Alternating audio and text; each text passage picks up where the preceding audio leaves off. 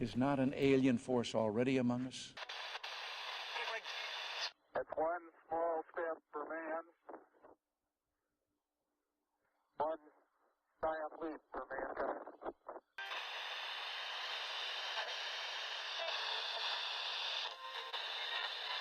From some other species, from another planet, outside in the universe.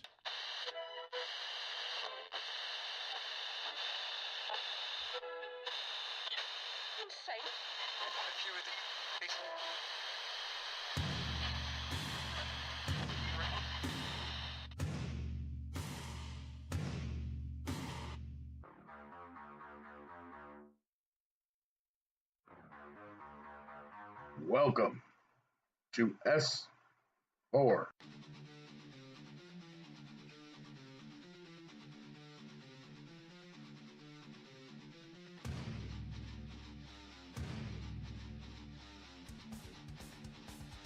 Good evening, ladies and gentlemen, and welcome to S4, the official radio broadcast of Forest Moon Paranormal, with host Eric Cooper and our panel of enlightened minds. Coming to you live from FMP headquarters located in the heart of Skagit Valley, Washington, at the base of the majestic North Cascade Mountains. We will take you through a journey of exploration as we examine every aspect of the metaphysical. From spirits, UFOs, Bigfoot, and conspiracies, to grounding, protection, astral travel, and everything in between, leaving you with a better understanding and comprehension of the world around you, and the entities that inhabit it.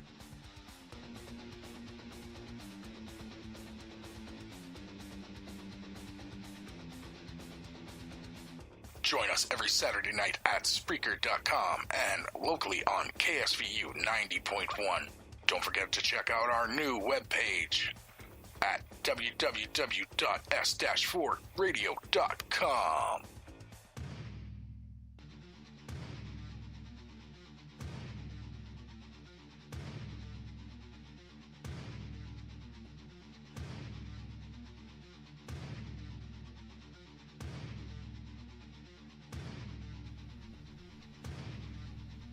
Now sit back, open your mind, get ready, because this is S4.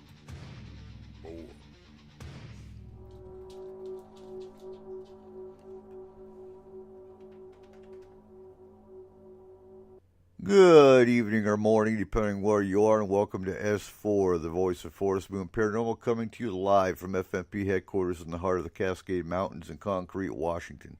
FMP is a highly active emergency response team for all aspects of the paranormal, from aggressive hauntings to alien interaction, Bigfoot and other cryptids, and everything in between is terrifying. S4 is the voice where we discuss these things in detail. Not only can you find S4 right here on Spreaker, but for our local listeners, also on KSVU 90.1 FM from 10 to 12 Saturdays with pre-recorded shows. So, folks, can you believe it's already going on May? Like, in 2 or 3 days. So tonight, it's 27th of April, and we're discussing what constitutes a paranormal emergency, what makes FMP different, and how it reacts. And can the paranormal really cause damage, and are there dangers involved? And how does FMP react safely and mitigate risks to the team with those dangers? So tonight with us we have Cole Wegleitner, our FMP Lore and Culture Research Specialist and owner of Statement of Sound DJ Services, Steve Monchok, our drone operator and Mountain Op Specialist, and Rose Thorne on the FMP Extended Care team and our sensitive.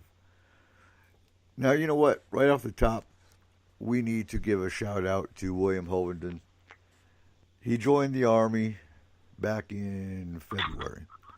And, you know, I was actually on Spaced Out Radio last night on the round table when I got the message straight from him, breaking news, that he graduated yesterday and was going immediately onto a bus to Fort Sam Houston for med school. So, congrats, Will. I know you're going to do great things. Followed that trail, God, back in 89, 90. And it was fun.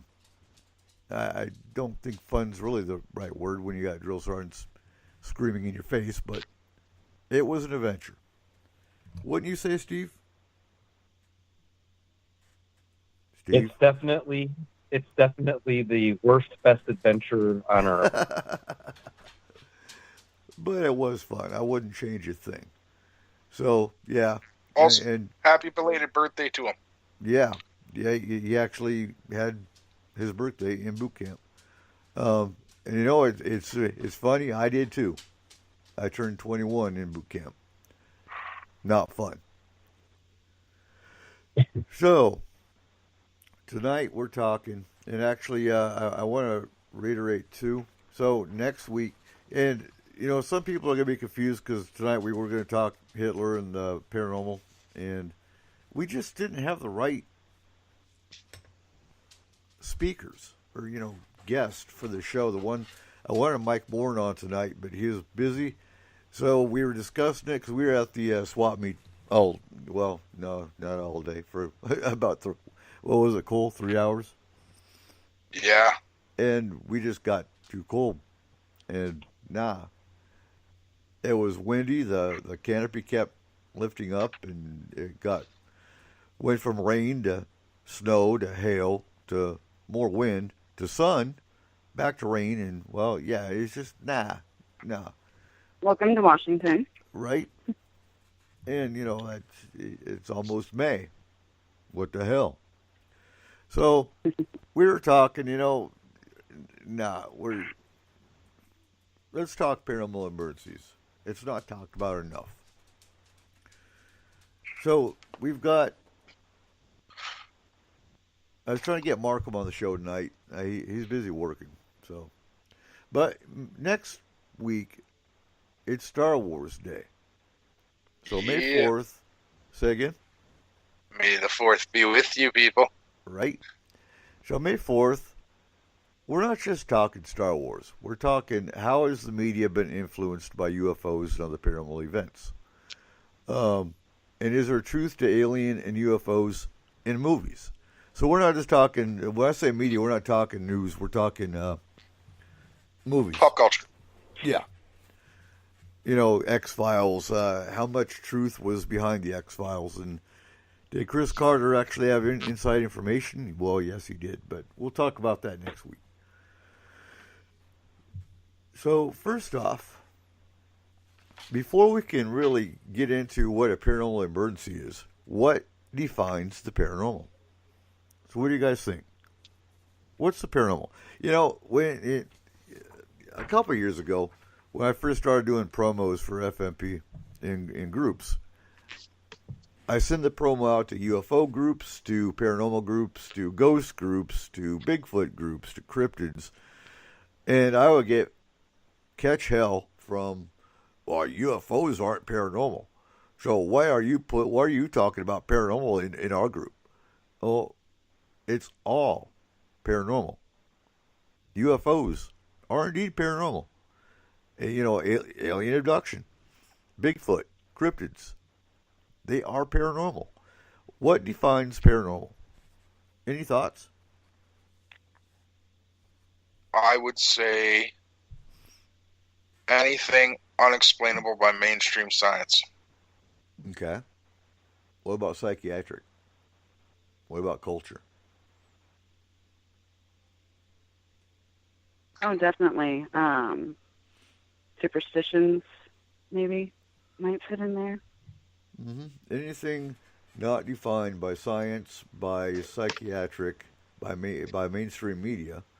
Mainstream media definitely, when they do talk about UFOs, don't talk about them as being normal. And are they all connected?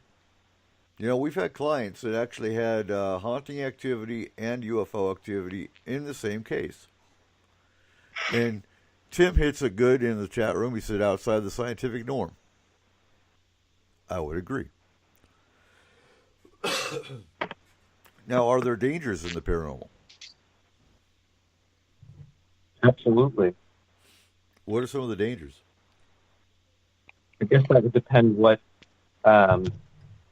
what type of paranormal you would be talking about at the time, but I mean, if it's unexplainable or what I think denied by media and science, then it could encompass everything that has to do with it. So that could be the so-called Bigfoot attacks or alien abduction or anything, an orb coming out of the woods and staring at your kids, stuff like that. I mean, it's however the person that's standing in front of it takes it. And how they feel. I think intuition, I think everyone's got their own level of intuition. If if you got goosebumps, if the hair on the back of your neck is raising, I would pay attention to that. Wouldn't you agree, Rose? Absolutely. Yes. It's usually an energy shift. You can feel the vibration when you walk into somebody's house. You're instantly comforted, or you might have that feeling of like, I don't really want to be here very long. And it could be people in the house. It could be, some type of either spirit or entity or even aliens that are just kind of taking over all of the energy in the house. But I think using your senses is number one.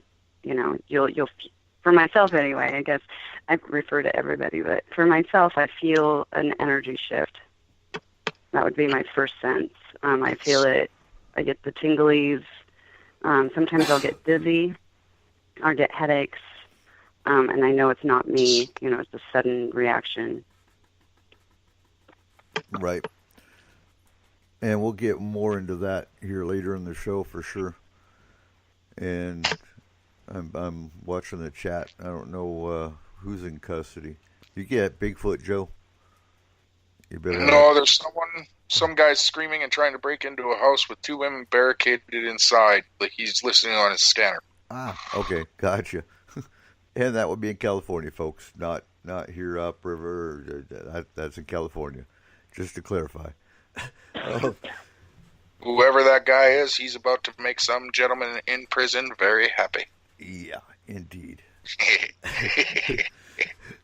So, when Forest Moon Paranormal is defining paranormal, and I always reiterate this in our group as well. And for any new listeners, you can find our group on Facebook. Just look for Forest Moon Paranormal and jump into the group.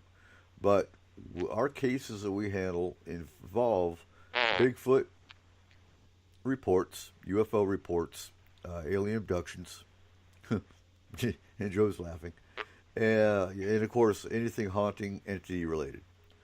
So I get asked, we're an emergency response team. What's dangerous about Bigfoot? Well, it depends on who you talk to, and it depends on who you ask. I haven't heard of any Bigfoot attacks in our immediate area. From our experience here, Bigfoot just wants to keep to himself. I do believe he's a guardian. That's just my personal opinion. But if you look at some of the YouTube videos that are out there, you see Bigfoot's aggressive, Bigfoot attacks, and that's happening here in Washington. At least two of the cases that I saw in the one video I did watch. Both cases. One happened in Granite Falls. Not really sure where the other one happened. And the third one happened in Oregon. So, all West Coast. So, yes, if he wants to attack, he will. Is there a weapon that's going to be able to protect you from a Bigfoot? I don't think so. I think you just better run. Pointy stick, probably. Yes, I agree. But you shy away. You just better run, and I don't think climbing a tree is going to help you. Just run as fast as you can. Like in both cases, the people obviously got away. They're able to talk about it on video. Some of the dangers with UFOs. Radiation.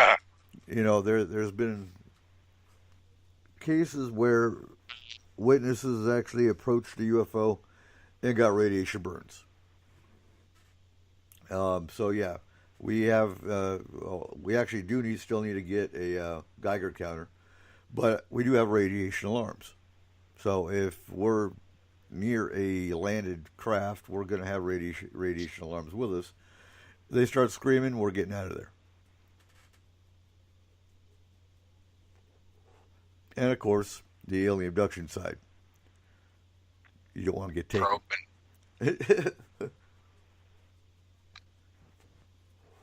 Now, when it comes to the spirit and entity side, you've all heard the stories about people getting pushed downstairs, people getting scratched all the time.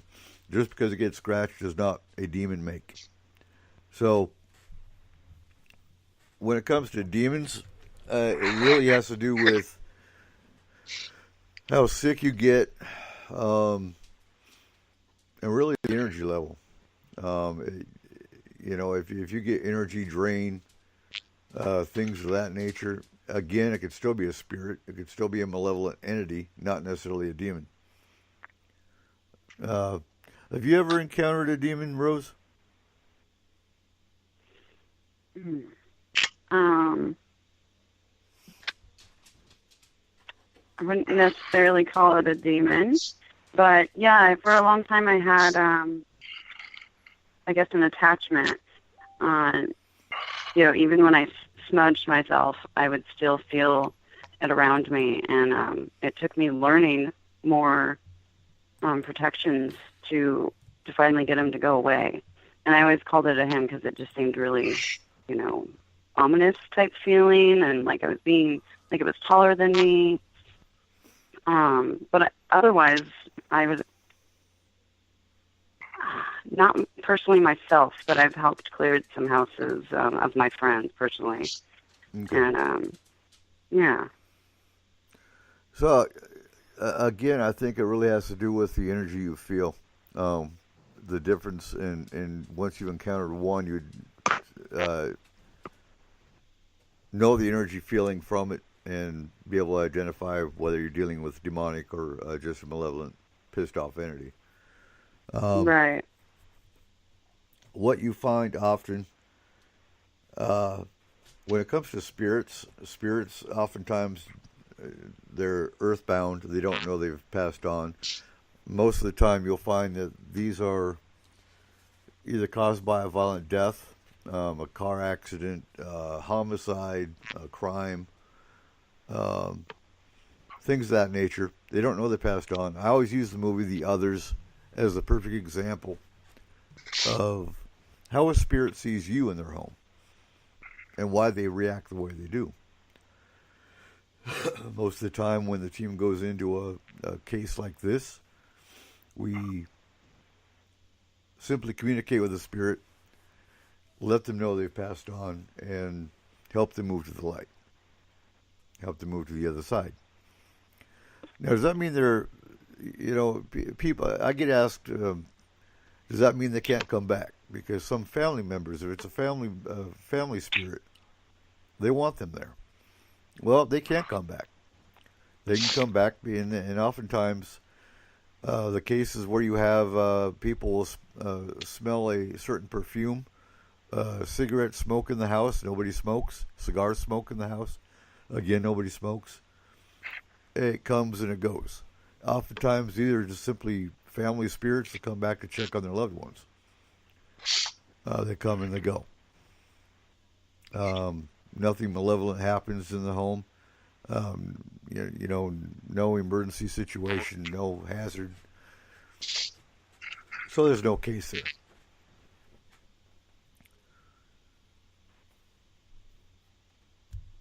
So when it comes to the dangers, you got attachments. So some of the signs of an attachment are oftentimes pain in the back of the neck and pain in the lower back, because that's physically where the attachment is. That's common. Nausea, confusion, headache, these are all signs of an attachment. Now, in any case, we always ask our clients to get medically checked out first, because we always rule out medical before we go straight to paranormal. Or any mundane. Or any mundane, yes. You know, when you're taking tech into someone's home, if you have a high EMF reading, you always look at the source of the EMF reading. It might just be a 1970s home that's got bad wiring. And these are things you look at. We had a case here locally that we were getting really high EMF in the middle of a field. And when I pointed to the source, it was coming from a transformer across the street. That would be a transformer that's probably faulty, because usually they don't push that kind of energy. But what was happening in the particular case was giant balls of energy that were bouncing up and down the street. And we never did get any resolution on that case because, well, we didn't see it. It was happening at night. Only happened a couple different times. It could have been a spirit. It could have been an alien pulling energy from a transformer. It could have been a faulty transformer. Never did find out. So you always look at the mundane before you jump on paranormal. And that's why we have Francie, which I try to get her on the show tonight too. But she's our licensed therapist, and she's been in the psych field for over 20 years. And she, you know, if we suspect a psychiatric issue, then we have her interview the client. And it's great, and I encourage any team out there to try to get someone in the psych field to assist you. And then, of course, we have our scientists. And they are there for lab analysis. If we get Bigfoot hair, Bigfoot feces, things of that nature, to get checked out. Or ectoplasm. What? Getting a freaking proton pack. I know. We need a proton pack. So move along. What about children in the paranormal, and why are children a concern?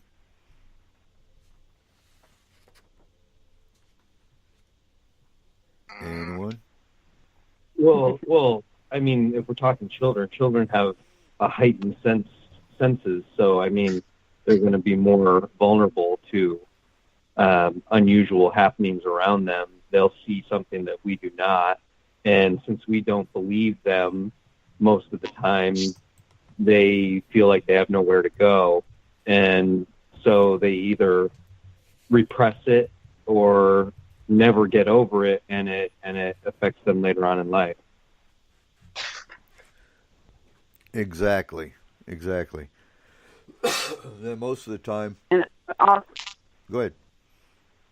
Oh, I was going to say it can also, they don't know how to protect themselves, so they may not think that it's, you know, anything harmful when it is actually harmful, and the child doesn't know, the parents aren't listening, and so they're completely vulnerable to anything that's going on until, you know, one of the parents or somebody else mentions something.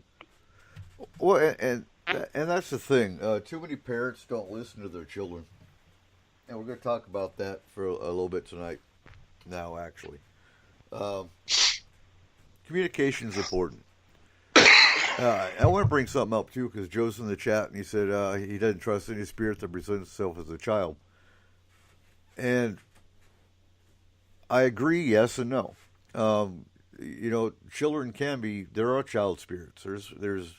There's been cases of cat and dog spirits. Any spirit, any entity can be misleading. It really, you have to look at the overall case, the overall situation to understand what you're dealing with, for one. And I'm losing my voice tonight. But children can be spirits. You have to look at what is the spirit acting like a child, or is it acting more grown up than a child? That's kind of how you rule out whether you're dealing with a child spirit or something else. Would you guys agree? Absolutely. Absolutely. Yeah. And as parents, communication is important. If you're, and so a common scenario, you've got a 3-year-old, how do you know if it's overactive imagination versus something else going on? So you've got a child, they are 3. So Joe added too, if the spirit's smoking a cigarette and drinking a beer, it's probably not a child. I would agree. 100%. Depends on where it's from. Well, this is true. If it's a German, yeah. Well, anyway,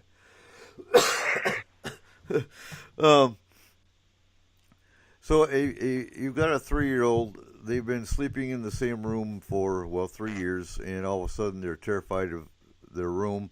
The cat and the dog won't go in that room. You probably got something going on. If there's a certain area of the house that this child has been normal playing in, the playroom, for example, and also they're talking about the monster with red eyes, and they won't go in that room, pay attention. If they're just talking about nightmares and dreams, what were they watching on TV or reading in a book the night before? You kind of have to trust your judgment and look at the big picture. And what were your kids doing before they went to sleep, for example? But if at the same time they're terrified of their room and they're having nightmares at the same time, I would put the two together potentially. So that's one thing. Pay attention to the details they say. Pay attention to art and drawings. Pay attention to imaginary friends. I had an imaginary friend when I was a kid. They went away. If that imaginary friend continues to go with them, and you get a name, if you get a description of them, and some of the things they're saying just ain't making sense, then you might want to pay attention. The thing you have to look at is also, are they waking up with marks? Now, with that, is your cat or dog sleeping in the same room? Do your kids have fingernails? Are they scratching themselves in their sleep? Are they kicking when they're sleeping? Use common sense. And not every mark or bruise means paranormal. Kids are accident prone, but pay attention for the patterns. We might go into a little bit of the alien abduction side here tonight if we have time. But there's specific patterns that you look for when it comes to marks on humans. So whether it's a kid or an adult, the signs and symptoms are going to be the same. Nosebleeds when sleeping. And dreams. Dreams are important to watch for, but at the same time, what were they watching on TV? So in art, you watch for monsters. Many can just be symbolic of what, they don't know how to explain. But again, you watch for patterns. Patterns are everything. Sudden fear of an animal. And this fear isn't just a passing fear. This fear is terrifying. They're screaming, they're crying, and they refuse to go in that room or near that animal, things of that nature, near that toy. So if you're coming to Paracon, you're going to hear all about haunted toys, because we do have Ross Allison. They'll be talking about haunted toys as well when he's giving his presentation with Mike on investigative. Great presentation, I know. So voices. Are they hearing voices? And again, this is where communication and paying attention is really important, because what are the voices telling them? Then there's the subtle things. Do your kids know a relative's name in a picture without you telling them? Do they start talking about a place or an event without having been there before? These are things you want to document. You guys got anything to add? Well, if a parent, it's like, oh, it's their imaginary friend, they need to actually pay attention to what their children are saying as well. Right. Is it playing with your imaginary friend, or does the conversation seems a little more than that? Pay attention to the intensity of it. Right. And a good sign is if your child is arguing with their, imaginary friend, then maybe it's not just a imaginary friend there. Right. So in art, you pay attention to the drawings, like I said, even imaginary friends, but pay attention to the eyes. Eyes are important in drawings. If the eyes are red, now again, common sense plays a big factor in a lot of this stuff. But if they only have a red crayon and the eyes are red, well, there you go. But if they have all the colors and the eyes are always red, that's to me a red flag, a warning flag. Many malevolent entities have red eyes. Some have yellow eyes. It depends on the entity type.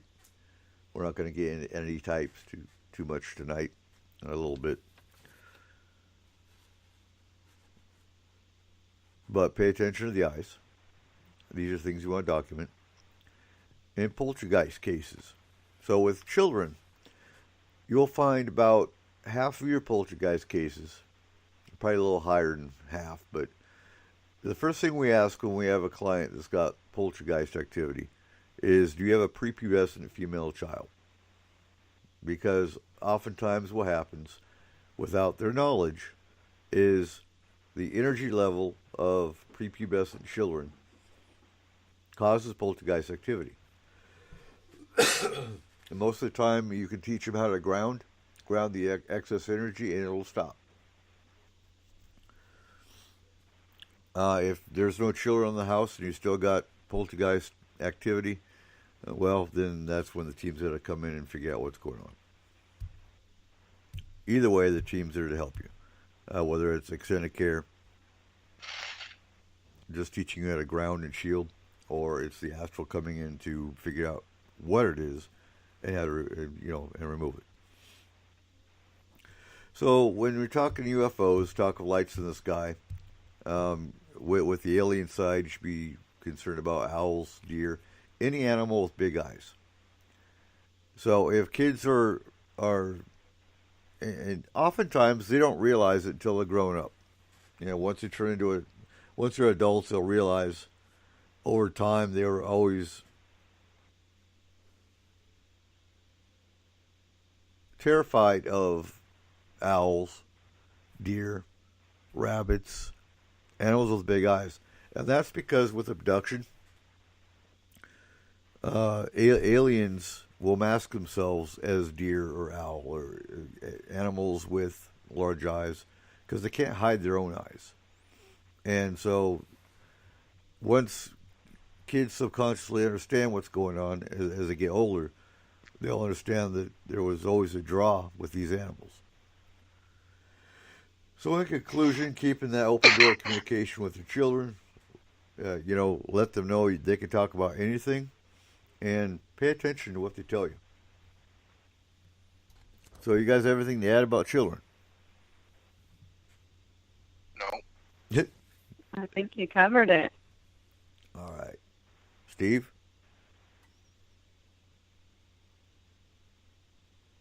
Steve. Do we still have Steve?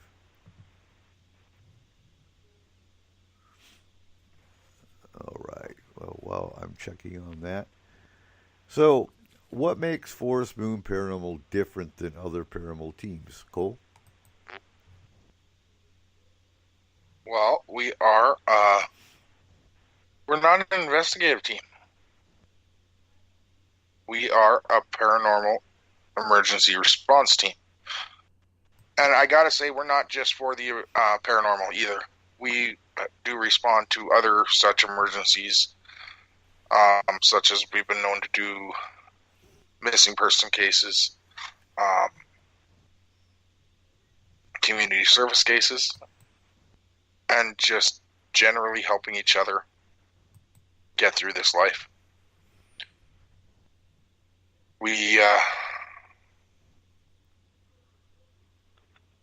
To better explain this, I want to try and do something, Eric.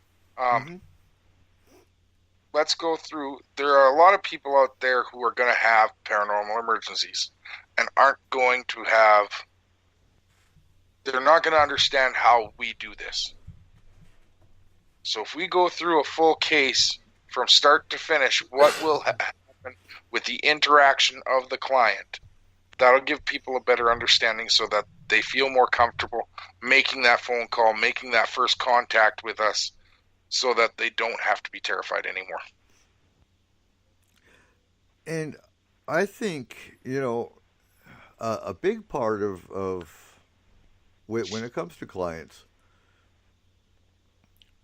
and we're not going to get into, I'm sitting here thinking how to approach this.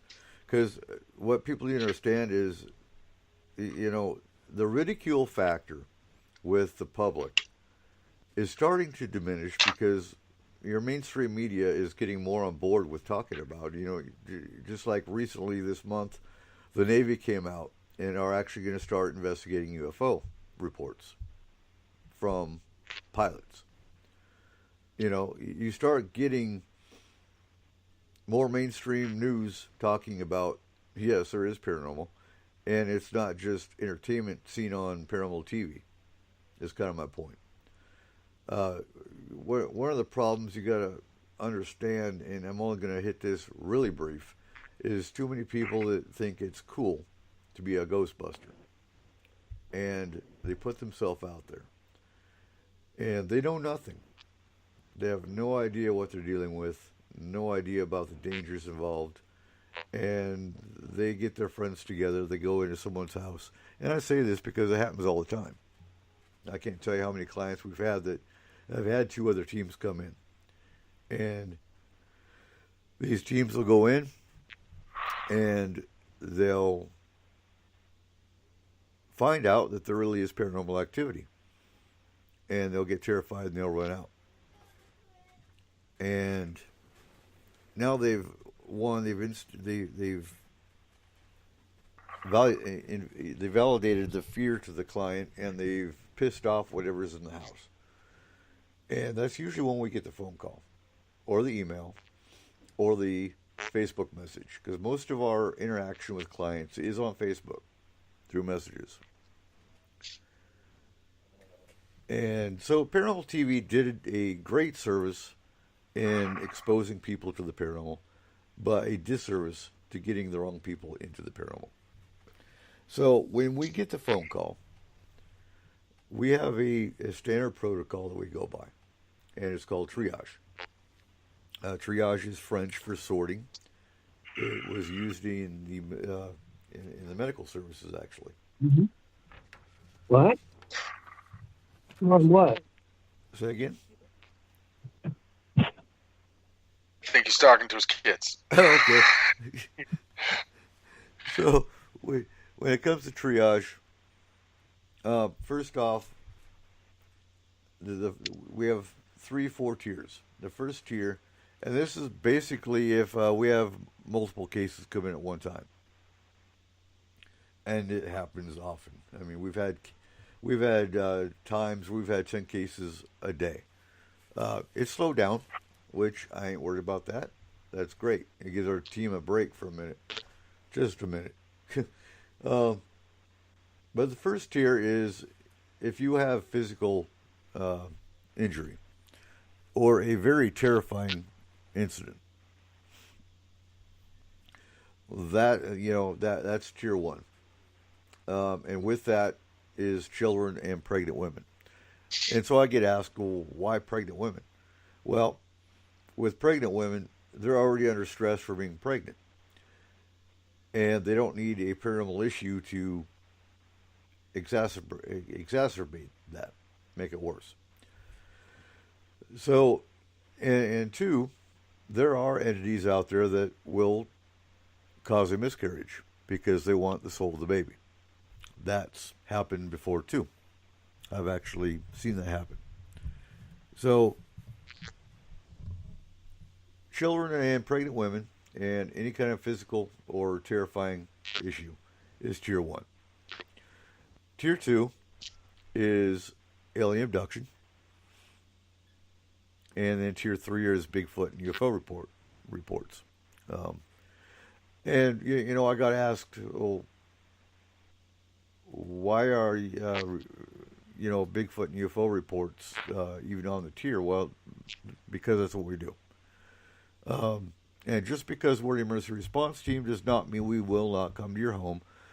Because some people, they just want to know who it is. They don't, it's not an emergency.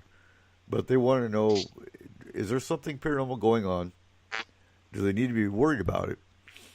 And who or what is it? And we can do that. We have that capability.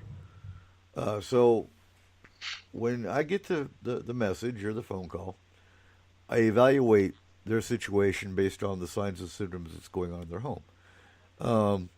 Do they hear heavy breathing? Do they hear footsteps? Do they hear knocks on the door?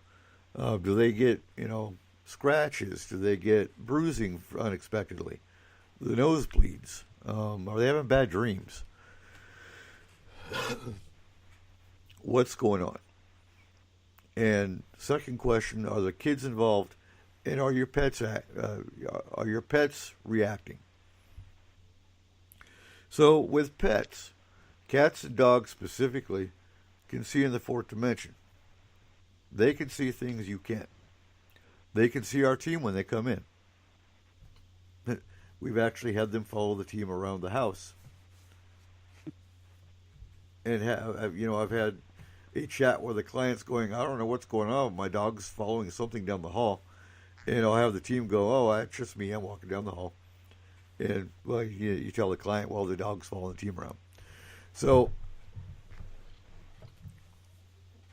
your pets can see things you can't.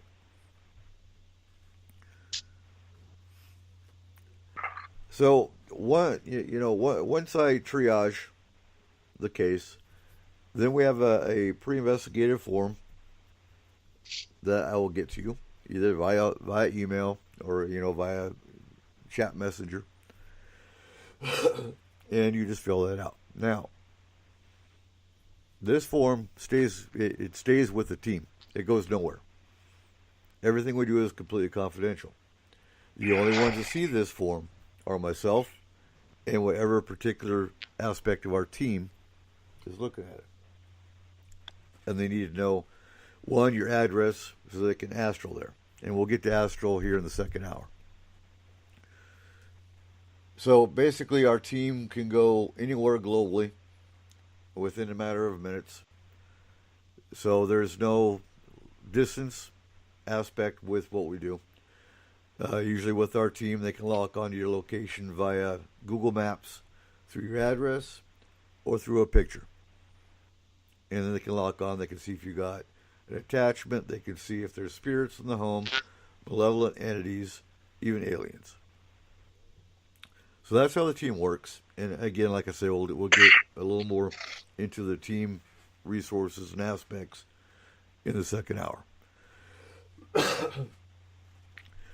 So once a team comes in, they identify what's going on, and they remove it. And you're going to feel instantaneous. You'll actually feel the energy of the team in your home, and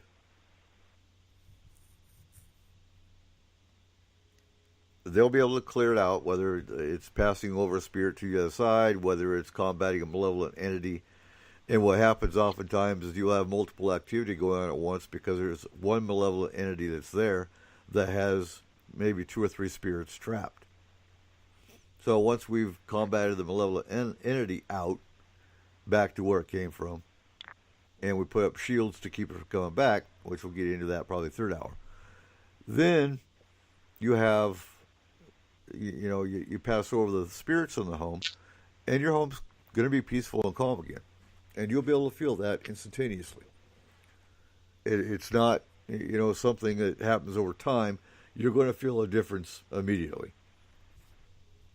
If you have an attachment, you're going to feel pressure, and the attachment's going to be removed, and then you're going to feel warm and tingly, and you won't have any more pain. So these are things that you'll actually feel immediately after the team's done. And then the next phase of our team, we go to the extended care. And this all happens, we've had cases from start to finish that we were done with in an hour, from start to finish. Now, just because we're done doesn't mean if something happens later on, we can't come back in and handle it again.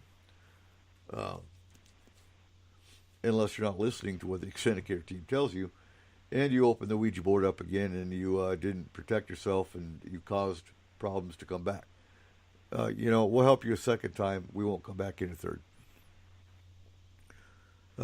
Extended care is going to come in through chat, and they're going to basically explain to you what shielding grounding is, how to properly cleanse your home, and we'll get into that in the third hour. Rose go into that.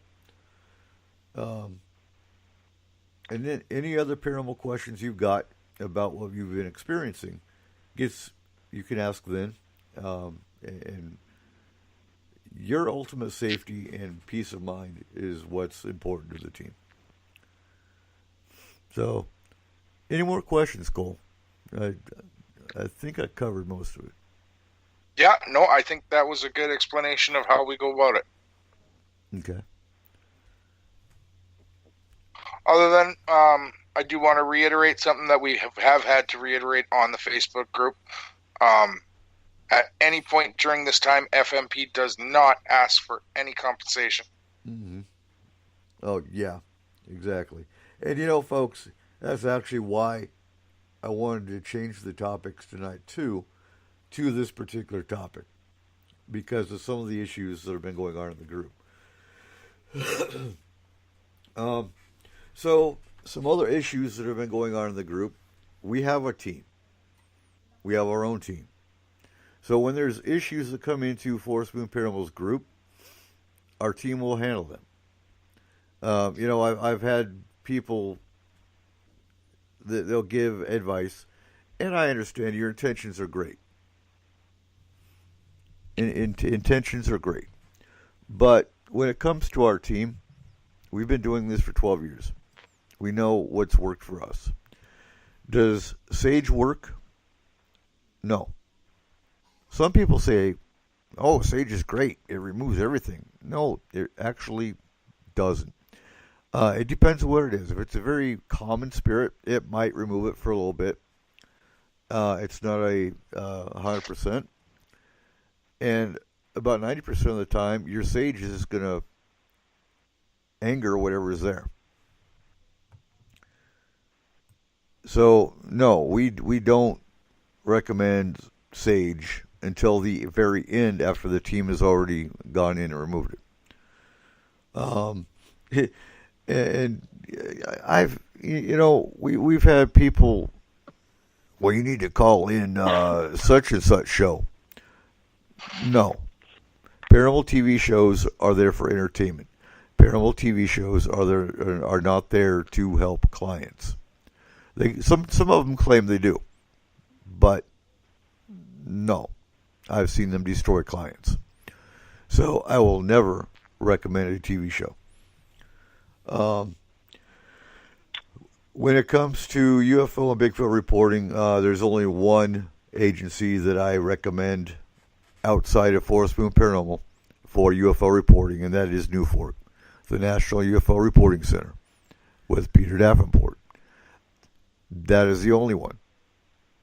Any other agency that's recommended, we don't endorse. And there's reasons for that. So the only, Forest Moon Paranormal, we handle our own reporting, whether it's Bigfoot reports, whether it's UFO reports, and if it's a paranormal emergency, we handle that as well. So on the team, and I'm watching the time because we are getting close to the top of the hour. We have the astral team. We have the extended care team. We have Francie. She is our psychiatric therapist.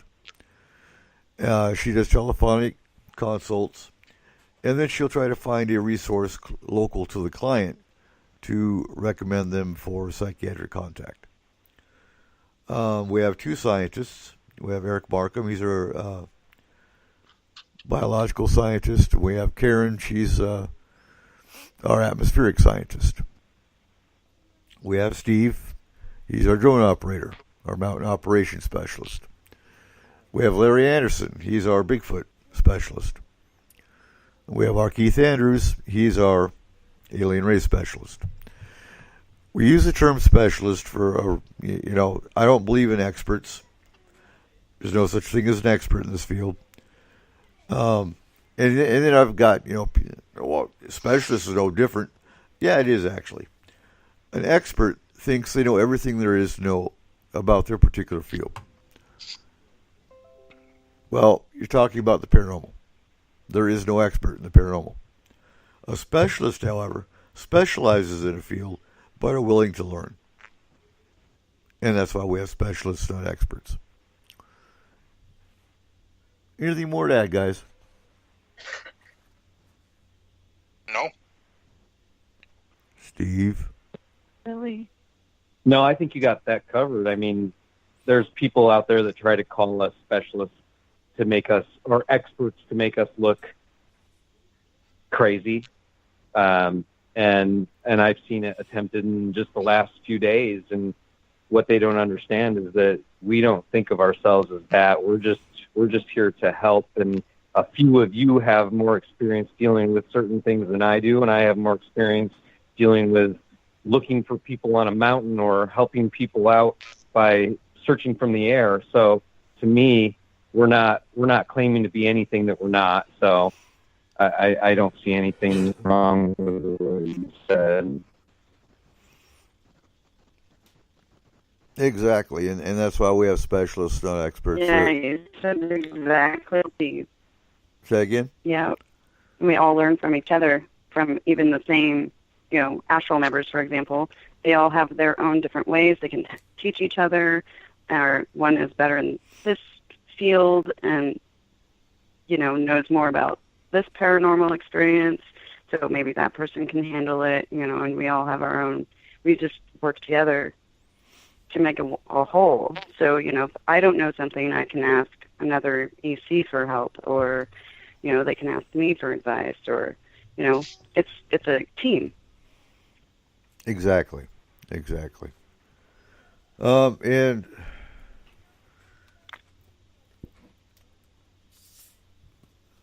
got a child. So what makes FMP different than other teams? Oh, we cover all aspects as far as the science, the psychiatric, and the specialized areas.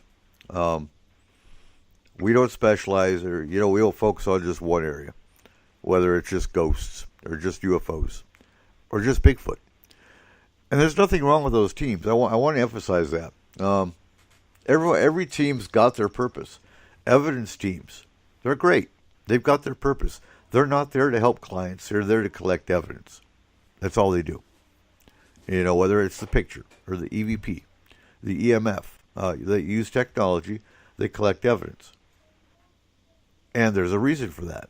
They want to prove there's paranormal. When you've got a team like what we've got, we don't need to prove it because we already know it's here. It's a matter of, is that what's going on, or is it mundane? And that's what really the only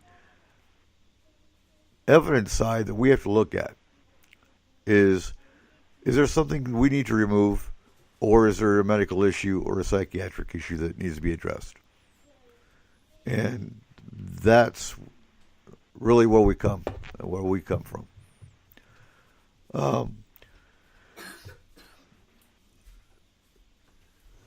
And let's see. So we've covered some of the components of FMP. We're going to go ahead and go to break. And when we come back, we're going to talk a little more about astral versus remote viewing. And any questions, ask them in the chat room.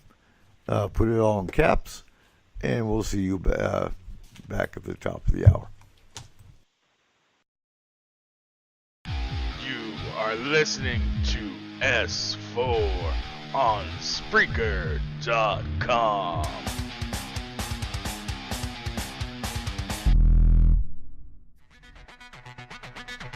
Come get spooked at the 4th Annual Forest Moon Paracon in Cedar-Woolley, Washington, Saturday, September 28th. UFOs, ghosts, aliens, Bigfoot. Speakers include Mike Morin and Jason Jordan, R. Keith Andrews, and Dave Scott from Spaced Out Radio, and so much more. There will be workshops and a VIP roundtable. Get early bird tickets now at fmparacon.com.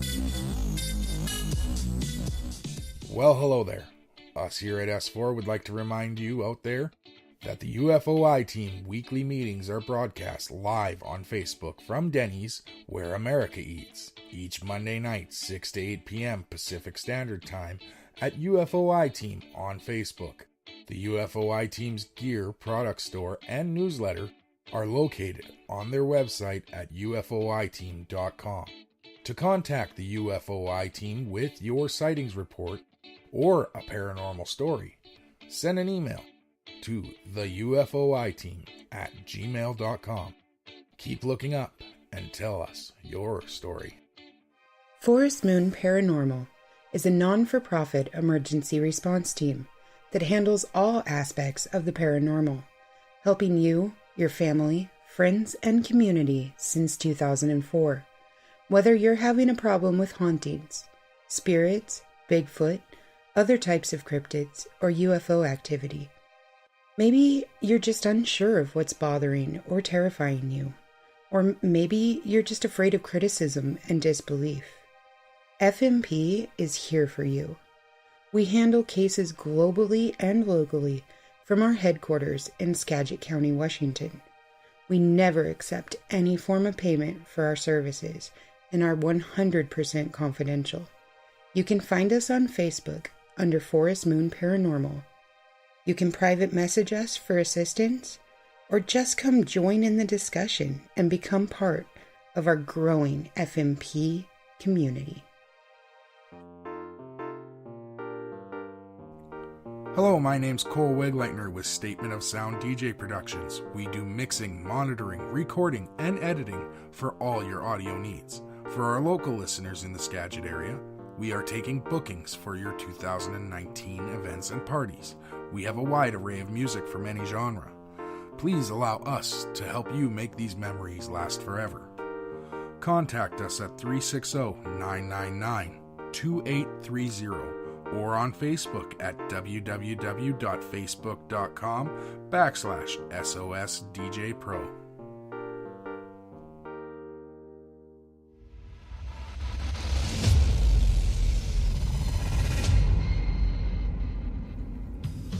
Join us on September 28th at the Cedar-Woolley Community Center for 2019 Forest Moon Paranormal Paracon. VIP All Access passes on sale now at fmparacon.com.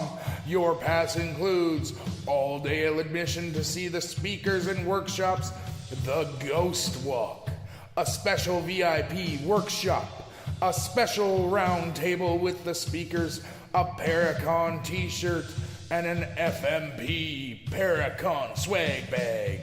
These tickets can be purchased from fmparacon.com. Get yours today. Hey everyone, Cole here with S4 Paranormal Radio, the official voice of Forest Moon Paranormal. Looking for a way to get the word out there about your business, group, team, or product? Let us help you. A few clicks is all it takes to get started at s-4radio.com, or you can contact me at 360-999-2830.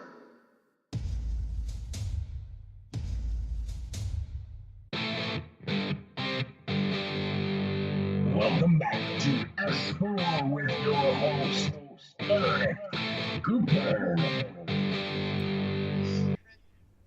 All right, welcome back to S4. Tonight we're talking what constitutes a paranormal emergency and how does Forest Moon Paranormal react to it. So we got to go into a little bit. What is astral? That's the woo factor that everyone looks at when they hear about what we do and what's this astral travel? What are you talking about? That's impossible. So, back in the 60s and 70s, the CIA was doing what's called remote viewing. And remote viewing is basically consciously leaving your mind, mentally traveling to set grid coordinates. Now, with remote viewing, all you can do is view. There's arguments, can you be hurt remote viewing? Not really. Usually, in the 60s and 70s, they were actually using the CIA to spy on Vietnam, to spy on Russia. And those remote viewers saw each other, but they didn't, they just, oh, hi, and went about their business. And there's no interaction. There's only viewing. So with astral travel, you consciously leave your body. And you travel to, not grid coordinates, but again, you can lock onto a person and go to their house through a picture. You can lock onto their physical location, looking at their physical location on Google Maps for the address. And you're there instantaneously, within seconds. It doesn't matter where on the globe you are. And with astral travel, you can actually communicate. You can actually go to combat. You can clear houses. So Forest Moon Paranormal has been doing this since about 2012 is when we started the Astral program. And Tony Loki LaCroix was the first one to do it. He was infantry. And with Forest Moon Grove, we supported him when he was deployed. We pulled him into the paranormal side. We were talking about astral travel one day because he's been doing this since he was a child. And I asked him, so with astral, can you go to someone's house and communicate or see what's going on in the paranormal? If someone's complaining about scratches, complaining about footsteps, things of that nature, can you actually, pick it up through astral? And he said, well, let's see. And so we tried it. And it worked. So from that point, we started the astral school. And Tony and one of his friends headed up the school. They taught the first class. The first class was successful. We started the team. The teams went great. And here we are today. So that's astral. So a precursor to astral for many people is an out-of-body experience. They'll wake up, they'll be looking down, they'll see their body on the bed. That's out-of-body. Once you develop that, it can lead to astral. That's kind of how you learn. There's meditations you can do, and that's the precursor to the school. But, any questions? Kayla has one in the chat room. Okay. If somebody moved your body while you were remote viewing, could your mind still find your body? Yes. It would be automatic. Same with astral. So with astral, some people when they're beginning have like what's called an energy cord, which will help them find their body. Once you've mastered it, you don't usually use a cord, but you can just travel. So can you be hurt in astral? Yes, you can. You can. Your physical body can die if you get hurt too bad in astral. Well, astrally. We've had team members that have been scratched, and they're physically scratched. They had scratches on their body. And so, yes, there are dangers to astral. With remote viewing, I've never heard of a remote viewer being harmed, although there are some that will say you can be. I don't know enough about remote viewing to say yes or no.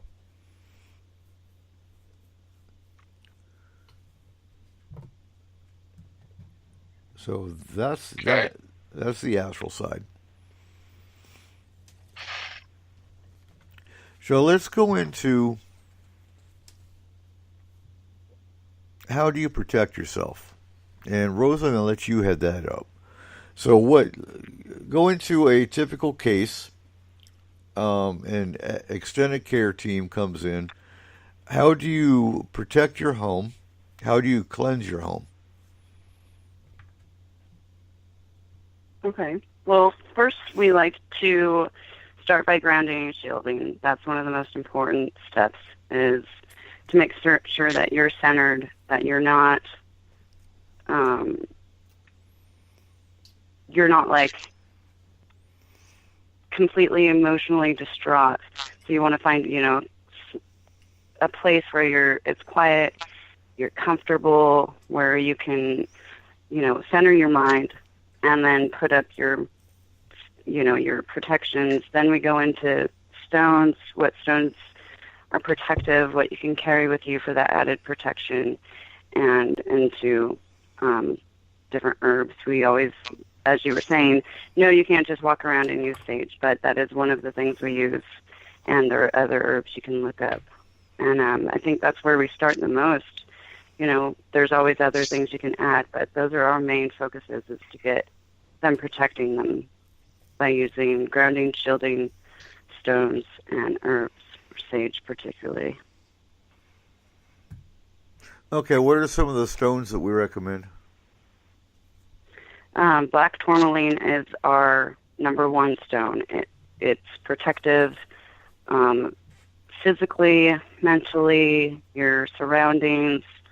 Then I personally carry quartz crystal. It amplifies your other stones, helps cleanse your other stones, and any added stone, really, with quartz, just amplifies it. Rose quartz is another one. It helps center you.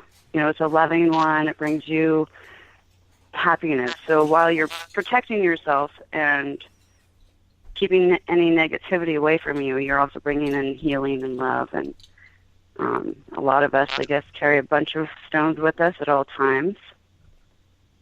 Do you guys have added? And I want to interject, too. When it comes to child cases, we do recommend also, when it comes to nightmares, rose quartz. So with rose quartz, you can put it under your child's pillow. You can put it under the mattress. You can put it, under the crib if they're infants, for the protection of nightmares. And basically, it's intention. You charge that stone with stopping nightmares, and it's basically the content of that stone that is taking that energy and pulling that energy into stopping the nightmares. And it works. It's been known to work, and it's a very softening the right word, but a very gentle stone for kids. So go ahead. Amethyst, it absorbs negativity, brings you clarity, psychic protection, which can also mean, you're protecting anything from taking over your emotions. Do you guys have any to add yourself? Those are what I know we like to suggest, especially tourmaline, of course. So tiger's eye. Tiger's eye is a very protective stone. Now, when it comes to the team, the mix that we use, we don't just use sage. We use sage. We use it's a mix of sage, rosemary, frankincense and myrrh. Cedar. Say again? Cedar. Yep, and cedar. And then we burn it on a charcoal block as a resin. It makes a much better smoke for clearing. And again, that's not the go-to you use to remove things. The team removes them, and we go in and finish it off. So, yeah, one of our team members actually can astral while he's driving. I don't recommend it, but it can be done if you master it. So Trippin is saying, do I need to climb a tree if I see Tony's vehicle? Yeah. Climb a tree. Harry Potter comes to mind. So, hey, Eric, if these are for protection, what happens if, say, somebody is, instead of trying to get them away, do these also work when you're trying to make them go away once they've already affected you? Say if somebody put them on you or something put them on you, so how would you get rid of them in that case? Okay, say that one more time. So instead of say we're just trying to keep them away at this point. So now what happens if an outside force brought them to you before you had the chance to be protected? So now that you're not protected and you are affected, how do you then get rid of them? Do you use the same different stones and such like that? Okay, so if someone was attacking you, basically? Exactly.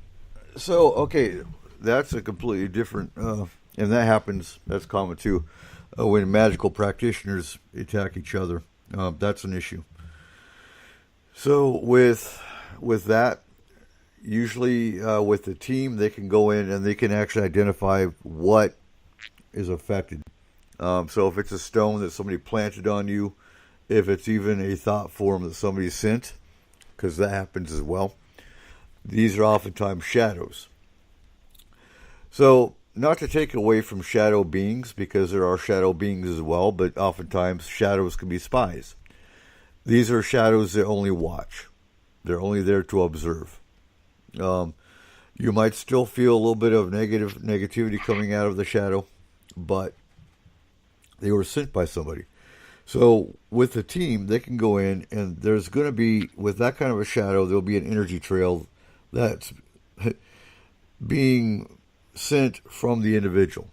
And you can actually trace that energy trail back to the individual when it's a human that's sending it. And all we have to do is trace that energy trail back to the person, find out who it is, and cut the trail. That'll send the shadow back to its sender. It'll cut the trail so there is no more tie, and then we shield, and then we teach the protection side. If it's a plant, we let the client know you need to look for this, and we tell them what to look for and what they need to remove. And then again, you do the shield, you do the cleansing. Does that answer? Yeah, thank you, Eric. That was right on spot. All right. Yeah, and that's common. A lot of that is ego. Ego from one magical practitioner against another. Or, it can be as simple as you cut somebody off, or you looked at somebody's boyfriend wrong, and they think it can be, it's usually petty crap that leads to this. And it's stupid, but it happens. And we do get, these cases are rare. We don't get these kind of cases too often, but they do come in. And again, not to take away from shadow beings, because there are shadow entities as well, but there are cases where the shadows are actually just spies. You don't get scratched by them. You don't get attacked by them. They're only there watching. So, when it comes to, and this is usually when we go into a boots on ground case here locally, usually I want the client to cleanse their own home. Because, one, it takes the power back into the client's hands. We will teach them how to do it. And we'll give them the resources to do it if we have the extra resources to use. Or we'll tell them what to go buy. But again, we use charcoal blocks with a mix of rosemary, frankincense, and myrrh, sage, and cedar. Cedar is very protective. Rosemary is very keeps malevolent entities away, and demons can't handle rosemary. That's another thing. So having rosemary planted around your home is a good protective measure. But basically, you get your sage, your smudge mix burning. You open your doors and windows. Gotta let it, whatever's there, able to get out. Sure, they can go through windows, but you want your doors and windows open. It's easier for them to get out. So there's different methods that people recommend. Some say go counterclockwise. Some say go clockwise. To me, it really doesn't matter. It depends on what your tradition is, depending on what your religious belief is. Bottom line, start from one room, go around the entire room, and while you're doing this, you're telling any negativity to leave. Whether you're saying a prayer, if you believe in St. Michael or some of the saints out there that you follow, you're going to pray to them. If you're not religious, you're just telling the negativity to leave, and that only positivity is welcome. You're taking the power back into your own life. And Tripp is in the chat room. He says, be honest with FMP and the team. Don't be afraid to inform us that if you've cast a spell and it wasn't meant to be, it's coming back to you. We need honesty. We've had clients that they were using a Ouija board and they don't want to admit it. Well, we're going to find out. So, honesty, being right up front with us makes our job a lot easier, but we will find out in the end on our own. Honesty is the best policy. So, you're going to start from usually your main room, your living room, dining room, whatever, and you're going to go in each room, do the same thing. Open your doors and windows, and clear your home. All the while telling the negativity, telling the entities, telling the spirits to go, and that they're not welcome there unless they're positive. So, once that's done, you can close your doors and windows. It depends on your comfort level. Light white candles, put them in your windows. Take some salt. Put a pinch of salt down your drains. Just a pinch. Then you want to wash your windows and your mirrors with a salt solution. So salt has been known through history to be a cleansing agent and to keep spirits away. Some use red brick dust, and that's been known to work as well. Not sure what the reasoning really is. Do any of you guys know what the history behind red brick dust? I don't actually. I just started reading a little bit, so I don't. I can't answer that one. Okay. I just know, historically they've always used red brick dust. I'm really not sure the reasoning behind it. Other than that, it's been known to work. And Tripp and saying voodoo. And, I think I don't think it was voodoo. I think it was hoodoo, which comes from the Appalachian Mountains. I believe that's an Appalachian Mountain trick. And they were very superstitious in the Appalachians. And I think it has more to do with the actual clay content in the soil. And that makes sense. That actually makes sense. So once that's all done, also I tell people, depending what kind of floor you've got. Ooh, Good point, Chris. We'll get to that. So depending on what kind of floor you've got, if you got a carpet, use a very light salt and then vacuum it up. If you got wood floors, again, I'd use a light salt solution. Just mop your floors. And I get asked about salt. So it really doesn't matter. Salt is salt. I recommend sea salt because sea salt's more natural. Then you got the Himalayan salt lamps. It doesn't hurt. So Chris is bringing up difficult cases are homes on tribal and cursed land. Those are hard to deal with, and usually I try to get a hold of a local tribe if it was tribal land, and try to get a medicine man to go in and bless the land or handle that kind of issue, because tribal spirits aren't going to respect a white man. That's just, that's not racist. That's just fact. Same thing with, bringing in a priest doesn't always work, because you got to look at the spirit. Was the spirit Catholic? Was that spirit Christian? They're not going to respect a religious person coming in and telling him what to do. Hey, you die, you're not going to change. You're going to be the same, whether if you're agnostic or an atheist, you're still an agnostic and atheist. Which is why we've had many cases where they've had the priest come in. Didn't work. You've got to. In some cases, it can make it worse. Say again? And in some cases, it can make it worse. Like if you do have a tribal land that is having a haunting, and you bring in a Catholic priest, the natives might not necessarily like that. Right. They get offended and angry, and that's because we were kind of forced into that religion.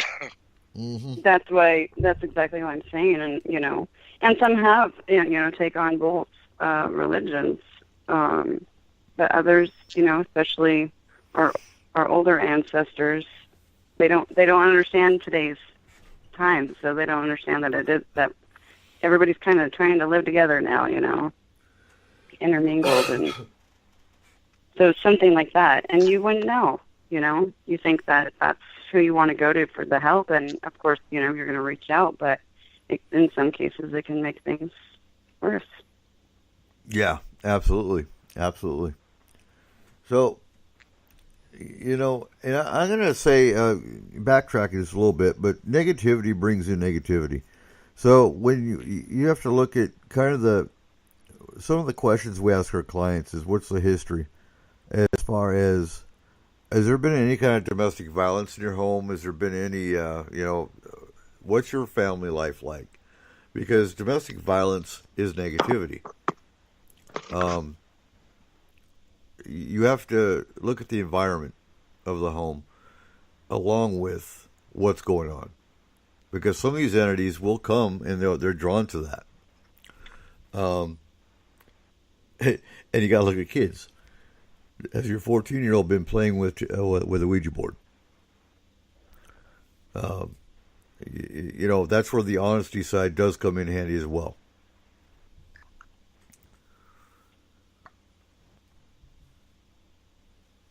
So what else we got, guys?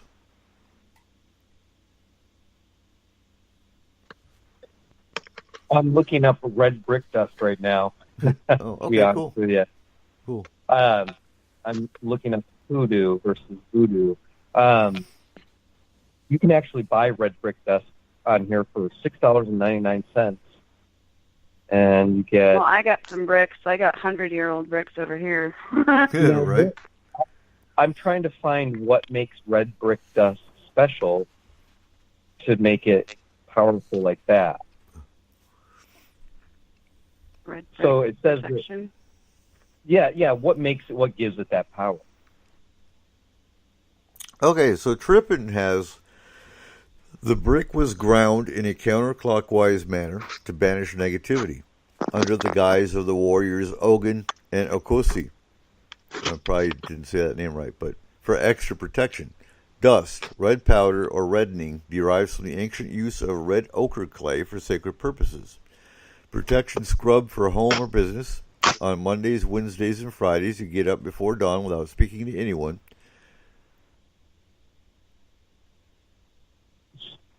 And wash your doorstep with your own urine and a bucket of water. Red brick dust protects evil of all kinds. General basic use: smash an old red brick with a hammer until sufficient dust is obtained. Add red brick dust to a bucket of floor wash and scrub the front steps and threshold area. Sprinkle powdered red brick dust over the threshold daily before sunrise. So there you go. That's the history of the red brick dust. And, you know, I think of the movie Skeleton Key. They actually talk about, they use red brick dust in that movie. And I've heard, you know, we actually had a client that was using red brick dust.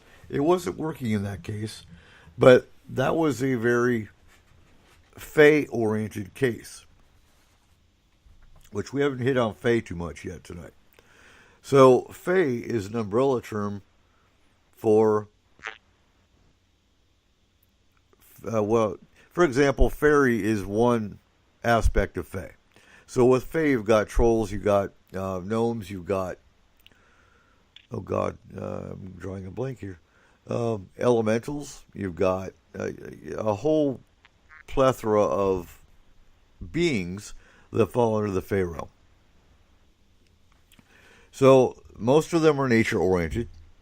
They all have their own elements that certain ones of them are drawn to, or, you know, undines, for example. Sprites are usually part of the air. But most of your fairies that you see are nature-oriented. So oftentimes we'll have cases come in, and they can be nasty. They can bite, they can scratch. You know, they can cause a lot of physical injury. And part of what we do as an emergency response team is we're not here just to run in and kill and combat and whatnot. We like to find the root of the problem. Is it just a confused entity that doesn't know how it got into our plane? And that's why it's causing problems. All we have to do is put it back home and seal the door that it came through, and that takes care of the case. Doesn't mean we have to destroy what it is. I think of the trolls. So we had one case where the trolls came through the floor because whether it was cross ley lines, whether it was something the client did, for some reason a portal opened up and they got into the client's home. They didn't know how. They didn't want to be there. So why are we going to destroy them? We're not. We put them back through the portal. We closed the door. We sealed it. It got them back home, and the client had their home back. You know, and getting back to the other Fae issue we had, these folks set up a fairy altar, but they weren't putting anything on the fairy altar. Well, that tends to piss off fairies. You're going to honor them, but you're not going to, you know, feed them, essentially. So, you know, we told this family, well, get your kids involved. Your kids can go out there and put cakes and honey on the altar once a week, and that'll take care of the problem. And it took care of that problem. There's multiple issues going on that we couldn't fix because, well, not everything you can fix. If you're living near ley lines, if you're living near a fault line, in some cases, if you're living near crossed creeks, it creates an energy that you can't put back, and it can't fix your paranormal issue. So that's you know, some of the issues that we deal with. Hey, I got a question. Mm-hmm. How do you charge a stone? How do you charge a stone? So USB? Say again? USB? No. Okay. So there's different methods. Rose, I'm going to have you jump in on this too. But most of the time we use lunar light. You wait till the full moon, you put the stones in the full moon light. That's probably your more common one. You can actually put stones in candlelight. That will charge them as well. But you also want to charge them with your intentions too. So, Rose, what are some of your cleansing and charging methods? Also using sage. You hold your stone and you have the smoke just smother your stone, and that will also take away that negative energy that's in any of them. So that it's fresh. Some stones, and you have to look up each one, but some stones you can put in salt water. You want to make sure you check before you do that, because salt can dissolve some of your stones. Great. And as you said, candlelight. You can also burn different colored candles for the intent for that stone.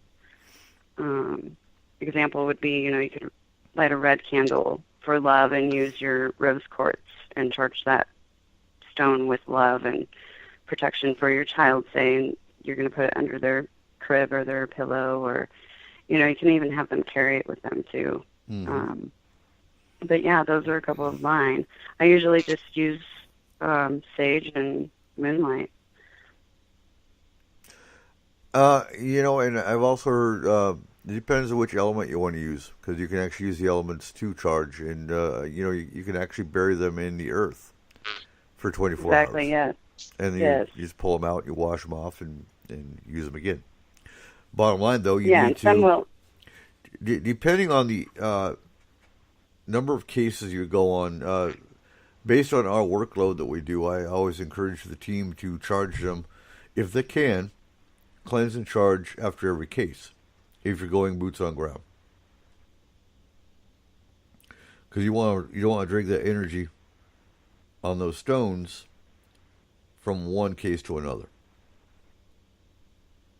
Absolutely. So. Yes. Mm-hmm. With crystals, I'm going to add too. With crystals, you can actually use, and you're going to like this, Cole, but you can actually use a crystal to trap an attachment or to trap a spirit or entity. Kind of like Ghostbusters. I prefer a full-on containment unit. Thank you very much. So what you can do, you can you can use a crystal, just a regular quartz crystal. You can trap the entity or the spirit into it. Usually you pass the spirits over. You don't trap them into a crystal. But with entities or attachments, you trap them in the crystal. You put the crystal in salt water to cleanse it, and it removes it.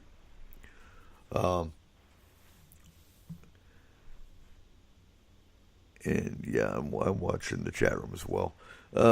So Joe's got a lot of activity going on in California. It's Saturday night. Mm-hmm. And it don't feel all right. Nope. Oh.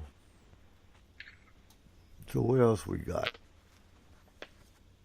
Thought forms. So thought forms are interesting. Slender Man, for example, is an example of a thought form. So Slender Man was created, and I can't remember the exact name of those guys that were online that created it. But they created this fictional character. They named him Slender Man. And they some say he does go back historically. But basically, they made this creature so terrifying. All these people, it went viral, essentially. Trying to think how to explain this the easiest way. And it put all these terrifying energies into this creature. And brought him to life, essentially. So you can create a thought form. and you give it life through the more people are believing in this thing or feeding this thing. And that's essentially what a thought form is. And it can be destroyed or removed like any other entity, because now it's got a life of its own. But education is the easiest way to deal with thought forms. Just tell people it's fictional, don't believe in it. Is what it boils down to. So Bigfoot. What do you guys think about Bigfoot? I know what Steve thinks about Bigfoot. He's a little furry for me. Huh? He's a little furry for my taste.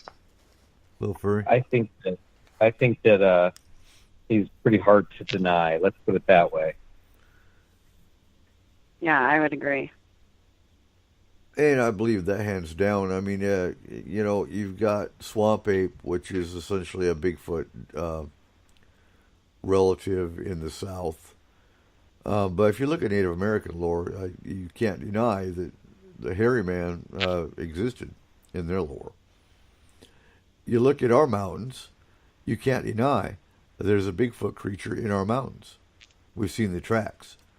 We've seen... You can't get a picture of them. We've heard the tree knocks. Yep. So what is he? What's your thoughts? They go from personal experience. I mean, it's not like you're given a real chance to. I had a phone with me. I had less than a second to react. So, and that's the way it's going to happen because, well, they're fast, Eric. They outrun a car going 60 miles an hour. So wherever it went to, it was able to get there quickly, and that leaves a human very little chance to capture them. So we get the knocks on wood that we get answers to, and we get footprints and such like that. But it's easier for people to look at those and deny them because they can think of themselves making it up. They're just the people that haven't been out there and don't spend the time out in the woods like a few of us do, that have had the experiences and heard and saw with our own two eyes. So, and I can tell you this, me being a skeptic, I didn't want to believe it until I saw it. So there it is. Exactly. And, like I was saying on Spaced Out Radio last night, the fact that, about 60% of everybody upriver has had their own Bigfoot experience.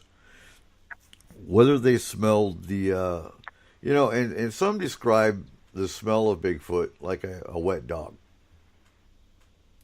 That's an understatement. Well, I've heard others describe it more like a skunk and a musky smell. A very musky skunk smell. What's been your experience, Rose? More of the musky dog smell, but that's really understated. But I could see the skunky smell, especially with, having skunk weed. I could definitely pick up that smell. But for myself, it would be the musky, almost moldy smell. And, because somebody asked in the chat, not in the chat room, in the group, what's the difference between the smell of a bear and the smell of Bigfoot? And that's a hard one to... I think you have to go by the context. Are you in an area that both exist in the same mountain range, the same backyard, whatever? So I opened my window the other night and I actually smelled the musky smell. So was it Bigfoot or was it a bear? Well, it could have been both. But I also know we have Bigfoot that lives right in our backyard, lives right around our area. So I'd automatically go with Bigfoot. And Joe says bears don't make your eyes water when you smell them. So, yeah, go by the strength of the smell, I guess.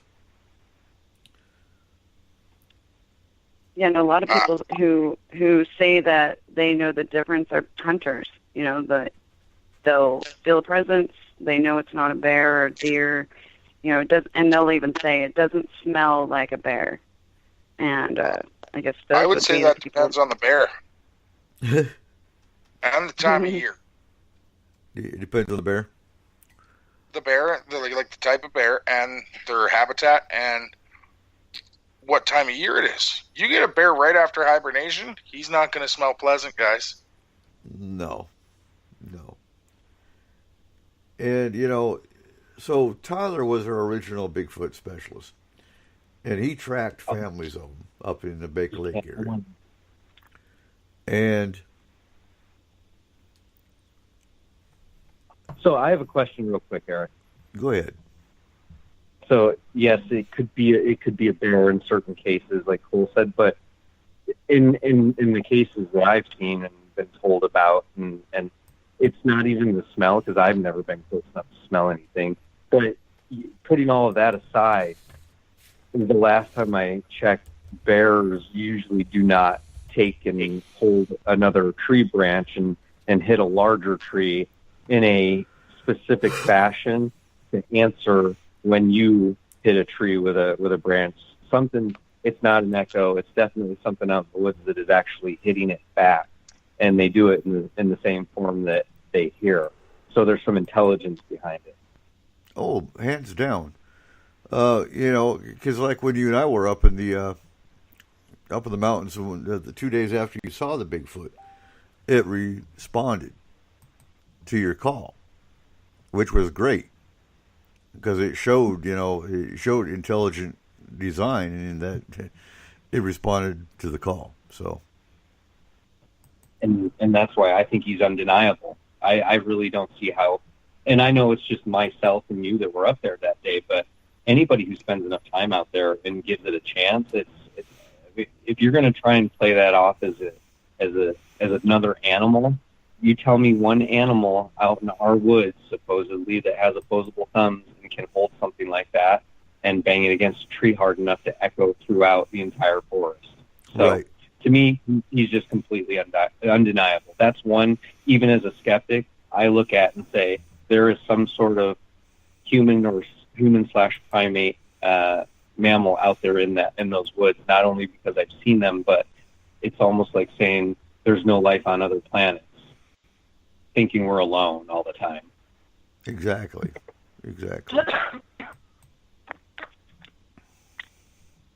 I don't deny that there's a possibility he could exist, but I can't believe that every, not sighting, but every feeling that people get every time someone smells them, all of that, every account is him. There's no way. No, and I'd fully agree. And we have, do we have Keith with us now? We do. Outstanding. Hi, Keith. My apologies. So we'll have Keith on for the last hour. We'll get a lot more into the alien side for the last hour of the show. Would you say we're going to probe them? Just asking. No, we're not going to probe the aliens. Abductions are one thing. Probing is a whole different ballgame. Oh. So what's going on in the world of Keith? Well, aside from pushing myself too far for walking today, not a whole lot. Doctors are completely confused with why I'm even functioning right now. But so real quick for our new listeners that aren't familiar with Keith, he had a stroke back in December, and he's made a very fast recovery. And I think you just need to slow down. Well, yeah, unfortunately, energy levels are a bit of a pain. But that being said, things are getting a little exciting, if you will, on every other level. So just go ahead. Go ahead. Go ahead. Well, I was going to catch you up, but no, go ahead and finish what you're saying. Oh, I've been working on some of the technology that is available. I was talking to one chap, and that mark on a lot of people that deal with implants that's got the 3 triangular shaped dots and the little dash at the bottom? Yeah. I've actually got the sketch of the tool they use to do that. Ooh, that needs to go in the book that you're writing. And again, for our new listeners, so our Keith is writing a book on alien races, complete with the crafts that the specific alien races that he deals with fly, and some of the technology that they use. So can't wait for that book. Hopefully it'll be out by September. That's the idea. Yeah, so we can get it out by Paracon. That'd be great. So just to catch you up real quick, we were just talking about the difference in smell between bears and Bigfoot. Live or dead? Living. So if you're walking in the woods and you get the musky, skunky, some people call it a wet dog smell, how do you know if it's a bear or a Bigfoot? Well, if it's a bear, you'll hear it along with the smell. Okay. It's one of the biggest ones. But the other one is there's almost a tang to it.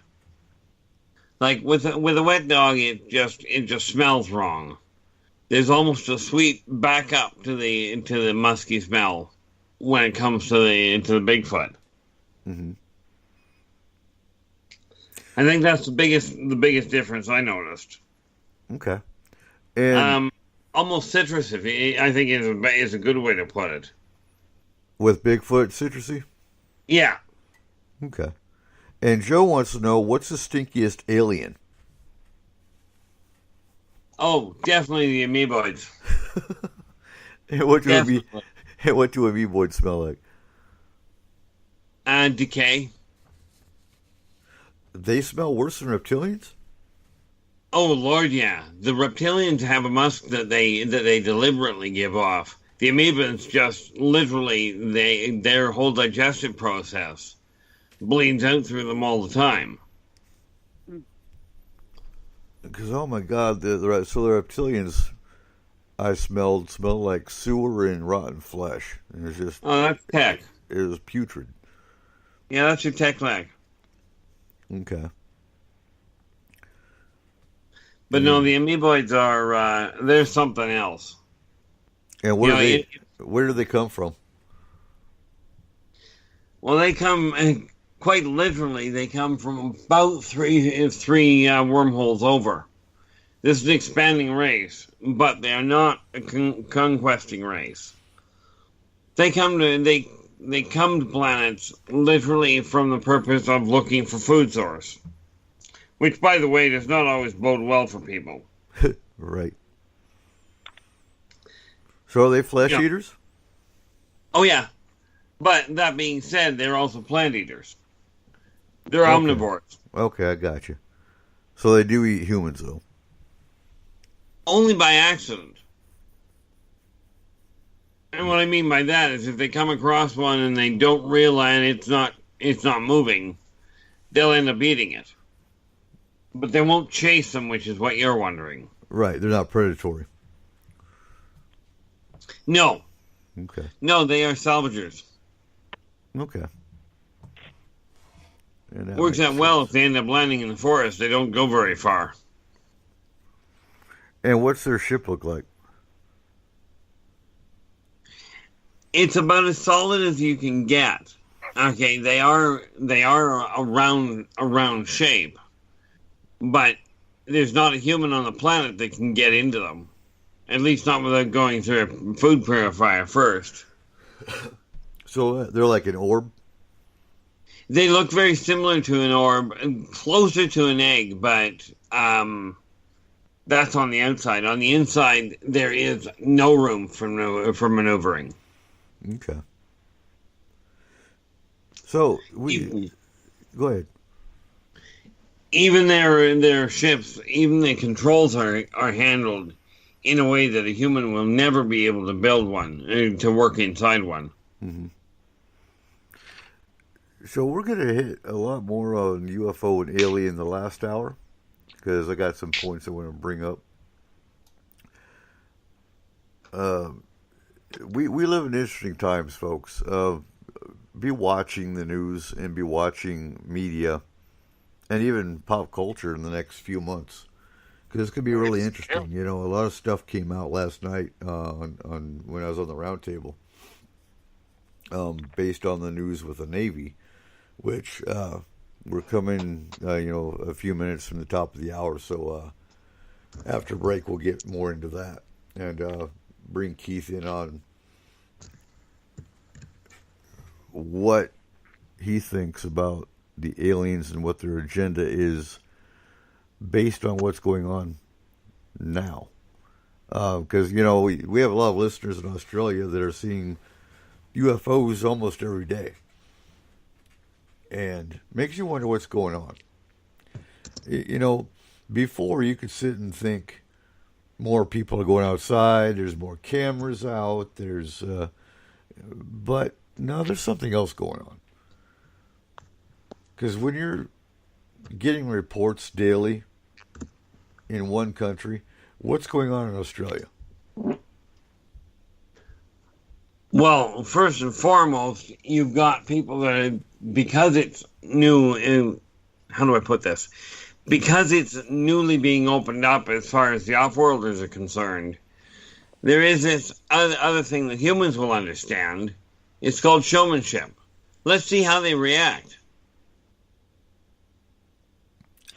Well, they're not. You do a low flyby and see what the news coverage does. And is that because that we all know different countries react different ways. Right. Is that coming from the off-worlders' point of view, or is that coming from the government's point of view? No, the government has a whole different problem.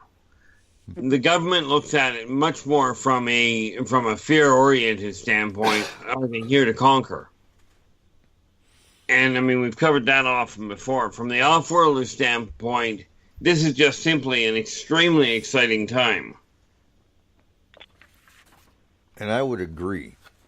I actually would agree. It's going to be interesting, because one of the points that was brought up last night is the next few months. Because, just this month you had the Navy come out publicly. It came out in the Navy Times, the Washington Post, CNN, all the mainstream media came out with this Navy report, or this Navy story, that they're now going to take UFO reports serious and start investigating them. And supposedly it came from pilots putting pressure on them. That's not how the military works. They don't. No. They don't sit there and go by pilot pressure because the pilots want these investigated. They tell them to shut up, and we're gonna ground you if you keep it up. So this pressure is coming from somewhere else. Say again? I said, and that's if the military is in a good mood when you bring it up the first time. Right. Exactly. So, what's the agenda, and are the other services going to follow suit? Is the Army going to come out and say the same thing? Is the Air Force going to come out? The Marines going to come out? And why? Well, the best I can tell you is the word I got, and this is actually a terrestrial word. Apparently, on CHBC, which is a local radio station here, local TV station here, they came out and made the comment that the Canadian government is going to reopen UFO investigations for the public. Interesting. So my suspicion is that, the different military branches are going to open up and start looking into the whole 9 yards. So the next question is why? Slow to wake up. We've been doing it for decades. No, the reality is my suspicion, and I haven't actually got this confirmed yet, but I suspect very strongly that contact has been reestablished on a more direct level with the governments, because people are waking up. Like, the populace is now waking up a lot faster than what they were. Okay, and that's why we have more people. And that's why we have more people coming out talking about their sightings. Exactly. And the government either has to get on board, or the government's going to run into a bigger problem. You know, and sadly, much like the movie industry, ratings are everything. If the people don't think you're doing anything, they're going to eventually evict you. Yeah, that's a little harder to say. Yeah, harder said than done in this country. Well, yes.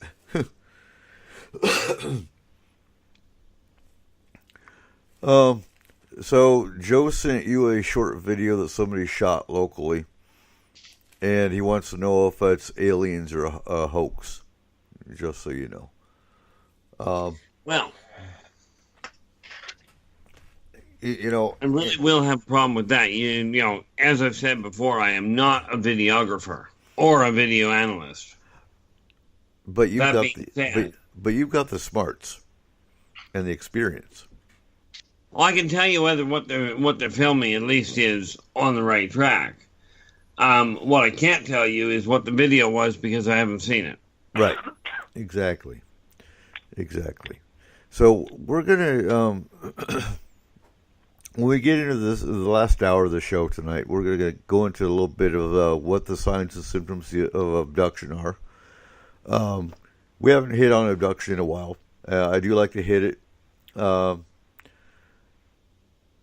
at least every 2 to 3 months, because with abduction, and coming from the emergency response aspect, we can go in as a team and pass over spirits and remove entities. Stopping the abduction is a lot more terrifying for clients, I think, than dealing with a malevolent entity, to be honest with you. Abductees get more ridiculed and face more persecution from the public, basically, on what's going on with them, than someone that says they've got a haunting going on. That's just a sad reality. So it's something we like to do on S4 as far as bringing out we get new listeners every week, and it's good to get the signs and symptoms of abduction out at least every 2 or 3 months. Wouldn't you guys agree? Yes. Yeah. So, on that note, we are going to go to our last break, and when we return, we've got Keith on the show now, so we will go a lot more into the UFO abduction side. So stay tuned. You are listening to S4 on Spreaker.com.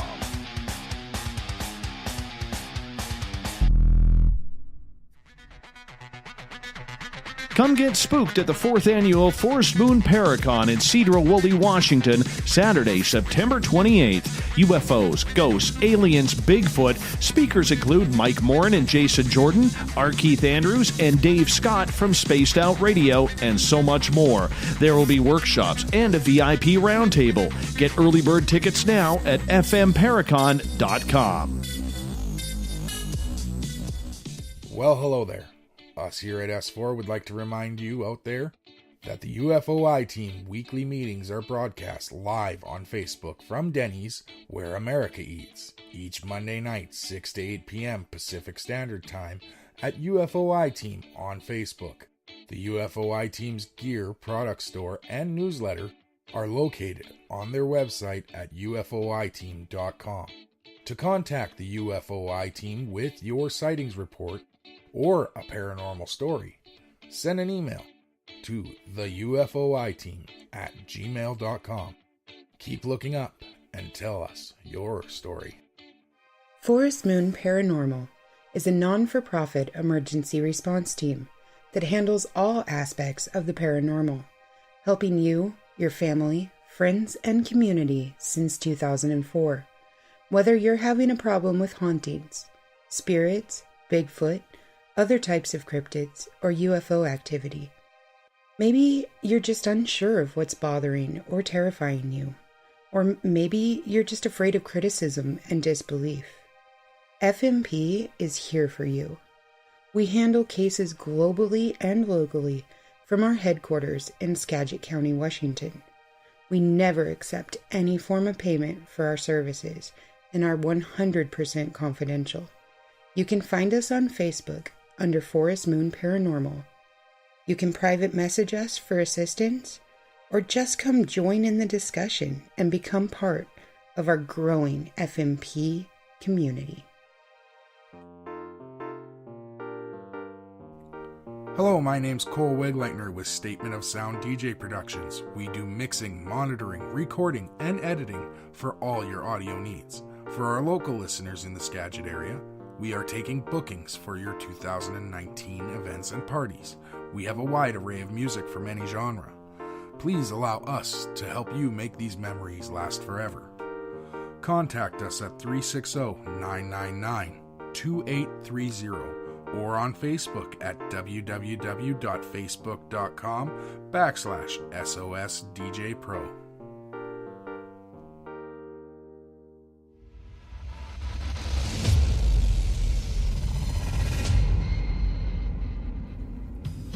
Join us on September 28th at the Cedro Woolley Community Center for 2019 Forest Moon Paranormal Paracon. VIP All Access passes on sale now at fmparacon.com.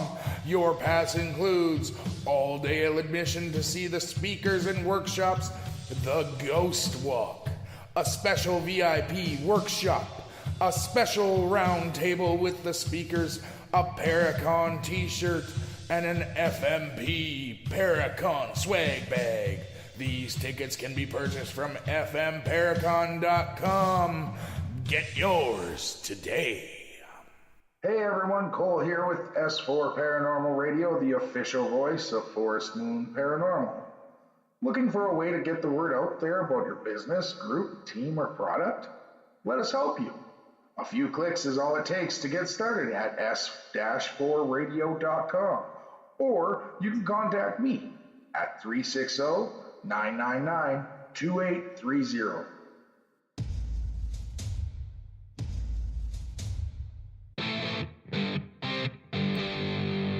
Welcome back to S4 with your host, Eric Cooper. All right, welcome back to S4, and last hour of the show we are going to be hitting a lot more on UFO and abduction. We've hit a lot of the different entity types and what constitutes a paranormal emergency and what Forest Moon Paranormal does with paranormal emergencies. But we hit a little bit on Bigfoot when it comes to the reporting and the investigation side. There's only so much you can do. And we had this discussion, I guess a week or two ago, that you need to focus on the evidence. The hair. If we can get hair to get analyzed, we have our own, our own scientists on the team. We don't got to worry about a lab's going to lose it. It's going to disappear in the mail, that kind of thing. We have our own means to get stuff analyzed. It's a matter of getting the evidence. When it comes to we're not an evidence team, but when it comes to Bigfoot, when it comes to UFOs, the evidence is cool. And don't get me wrong, toys are always awesome. This team loves toys. We don't need them.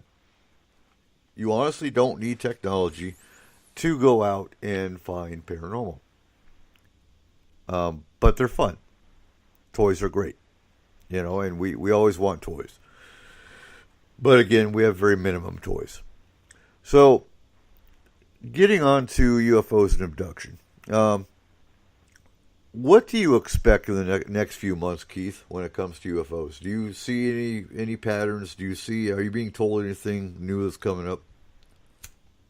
Well, the one thing I can see happening, aside from an increase in sightings, which you'll be privy to, and well, I should put it this way: you'll be privy to, obviously, in Australia and in the lower, in the southern hemisphere, you'll find a lot more of them coming in.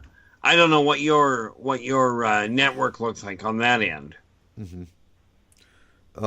Southern Hemisphere, not so much. We have direct team contacts in Australia, and she's the one that's telling us, yeah, they're seeing things every day. I can speak about Australia. I'm hearing more reports from the UK as well, and of course we have sightings up here in Washington all the time. So I can honestly say 2019 has been a phenomenal year when it comes to UFO sightings. Yeah, what I am being told is you want to watch, regarding Australia, you want to watch around Sydney. Okay. What's special about Sydney? Well, without putting a whole pile of problems in the area, there's something going on to the northwest of Sydney. Okay, and I'll make sure I address that to our contact in Australia and see what she can tell us. Yeah, to avoid complications, and I know people are going to hate me for this one, but to avoid complications, I'll give you the information off air, Eric. Right, gotcha. We'll talk. So I'm going to go through a very typical abduction with the patterns that we look at, and you can Google alien abduction. We're not Google researchers in the sense that we deal with clients on a routine basis that we don't need Google. So I look at this Google research, and I compare it to what I know based on fact of the clients that we deal with. And so we had to, I can't remember who I was talking to. Was it you, Rose, or was it Tony? On how to properly research using Google. Must have been Tony. So what I do... I think yesterday, we were saying, be careful with Google. You like to find at least 5 credible sites or sources. That's usually... and you got to be really careful with Wiki. And then a lot of people say, go to Wiki, but you got to be careful. I don't anybody can write one of those up. I don't use Wikipedia as far as I can throw it. I look at it for references. And then I do. Well, I look at an editor. So we'll talk. Let's discuss this for a minute. When it comes to research, what is valid research? So Wikipedia is not. Being in going through Kaiser University, I'm not even allowed to look at Wikipedia or any of WikiLeaks, any of it, because anybody can write those up. It's not valid. If you wanted to look at a Wikipedia source, you can actually look at the bookmarks and see if they're actual, if those bibliography is actually a valid reference. But I still wouldn't use it as a research source. But usually, when I hear a news story, either on Google or YouTube or something else, I will Google it. But I want to see it on at least 5 different sources, 5 different independent sources. But then you got to take those sources and you got to look for an agenda. Is there a political affiliation tied to that source? If they're all conservative or Republican, then they're going to be, one-sided and biased sources. So that's kind of what I look at. I look for at least 5 independent sources to validate Google material or YouTube material before I jump up now and go, oh, wow, there's some truth to it. Another method, I'll take that Google material and compare it to real world material I know is fact. Whether it's through a case that we've done, whether it's through other undocumented sources that I know personally. So this is how I research. There's too many people out there that are actual Google researchers or YouTube researchers, and that's all they look at. And that's faulty methodology. So, moving on. When I'm looking at abduction signs and symptoms, oftentimes an abductee will have a UFO sighting. And again, FMP has two different formats we use. We have one pre-investigative questionnaire that is straight Bigfoot reporting or paranormal issues. We have a second format that we use that is for UFO sightings and abductions. That's it. So oftentimes the abductee will have a UFO sighting. Not always. Do you have a good, would you say it's 50% or higher, Keith, with abductees having UFO sighting? I would say, in all fairness, when you look at the overall, you're looking at under 50%. Okay. I can get on board with that.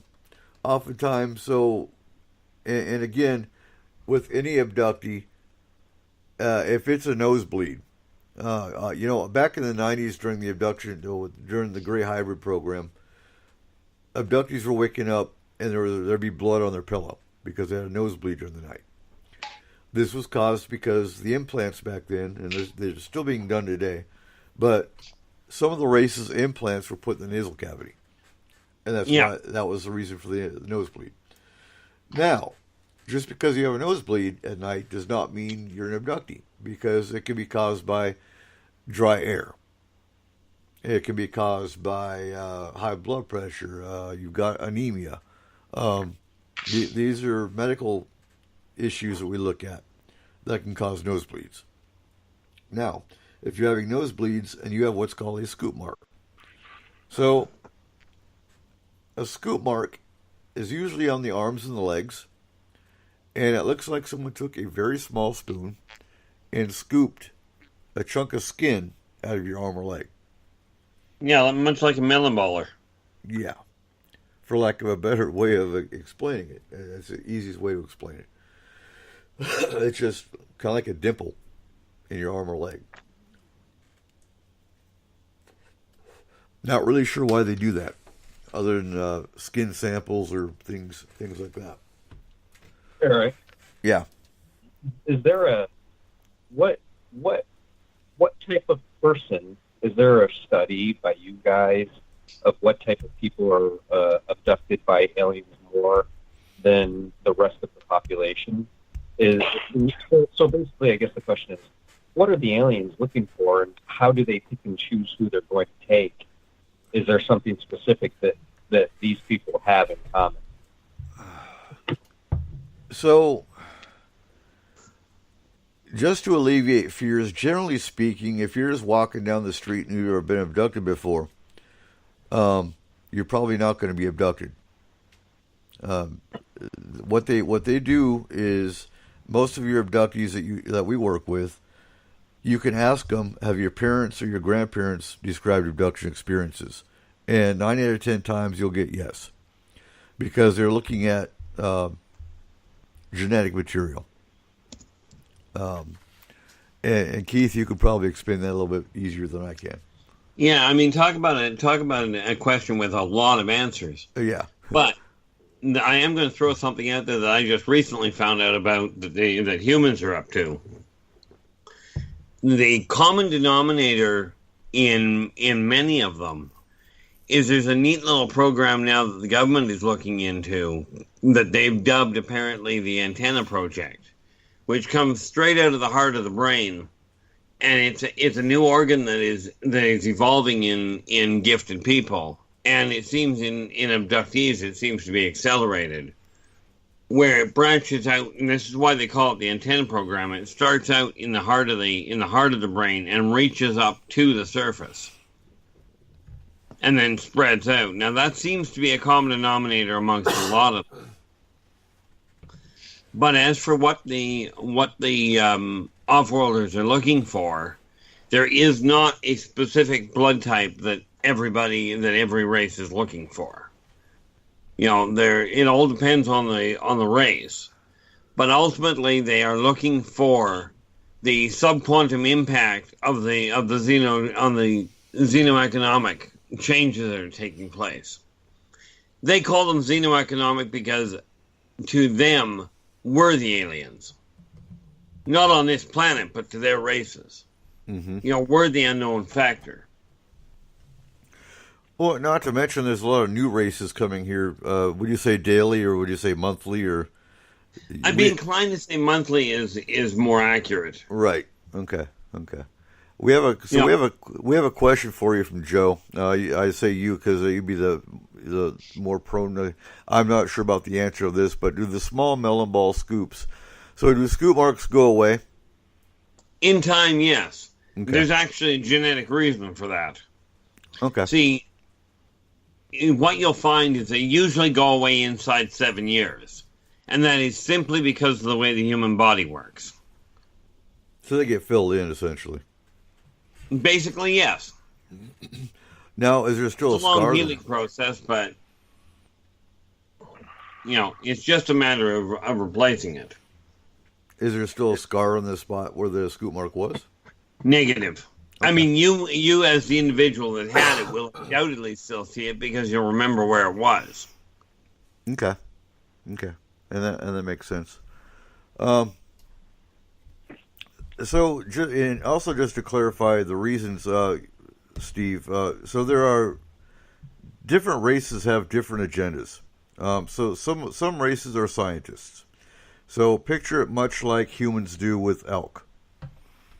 We do biological experiments on elk or other, animal races, or not races, animal species. You'll put trackers on them. You'll study them. You'll dissect them, things of that nature. And so there's some races out there that were a science experiment. For some races, it's a social experiment. And these are the abductees that describe being forced to watch basically a TV screen on a ship. And they're being shown a peaceful valley. They're being shown an apocalyptic scenario. They're being shown war, homicide. And the race in particular is doing what's called mind scan, where they're basically eye to eye with the abductee, and they're reading the emotion. So these are the social scientists, basically. Then you have the gray hybrid program, and that I believe still goes on today, but it's modified a little bit. So they've actually got an increase in it now with the new races showing up. The grays have a bunch more people that they've got to build hybrids for. But the difference today versus back in the 90s is the hybrid is allowed to have a natural birth here on Earth versus back in the 90s, the abductee was taken back on the craft, the fetus was taken out and basically put in a nursery on the ship, and the abductee was returned. So that's the change you see today is instead of going through the trauma of the abductee having memories of being back on the ship again, there's an actual child being born on Earth, and they are a hybrid, but you can't exactly tell. It's not like they stand out. The thing there is that the hybridization program has evolved to the point where the babies will live if they're left here to be birthed.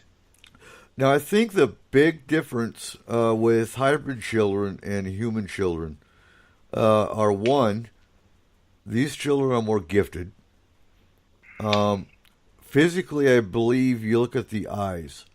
The eyes are a little bit bigger than... They still look human, but I believe the eyes are a little bit bigger, aren't they? In many cases, or the cut to the face will look a little different. Right. The thing we have to understand, especially about the gifted, you are right. Many times a hybrid will have a higher receptivity level. But what we do have to understand is if both parents are gifted to start with, even if they don't know it, right, they will turn out with a child that is more highly gifted as well. And that's, agreed. Okay. And that makes sense. So the hybrid child is gifted, but the parents are not, is what you got to look at. That would be one of the issues, yeah. Right. So, you got the scoop marks. Does that answer your question, Steve?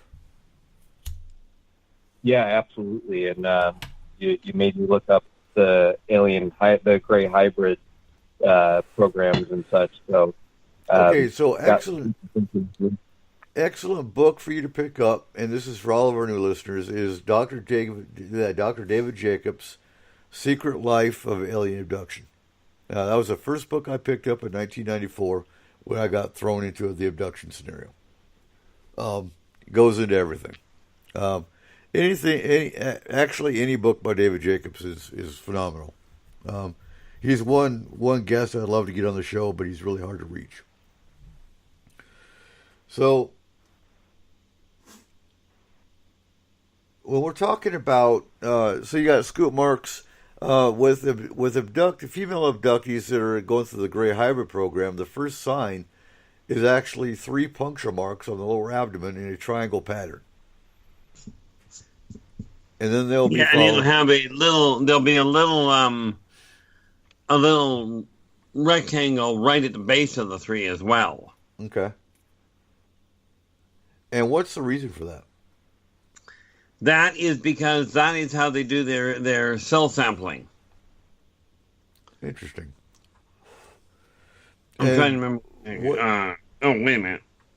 I'm giving an answer to something here. I just got to look it up. I wrote the thing down. So what's the cell sampling for? Is that to see if there's a genetic match or a genetic change? Yeah, it's to check for genetic matching for hybridization, so they can compare it and find out who that person can be paired with. And so Joe's got a question for you, Steve. Did you Google the alien hybrid phenomena? I am right now. Be careful of the source. Go with Dr. David Jacobs. Dr. David Jacobs, gotcha. Yeah, because I found a couple here that were interesting, to say the least. Yeah. So I've been in the field since 1994. I know what the patterns look like. I know it's amazing what you read on Google sometimes, and it makes you shake your head sometimes.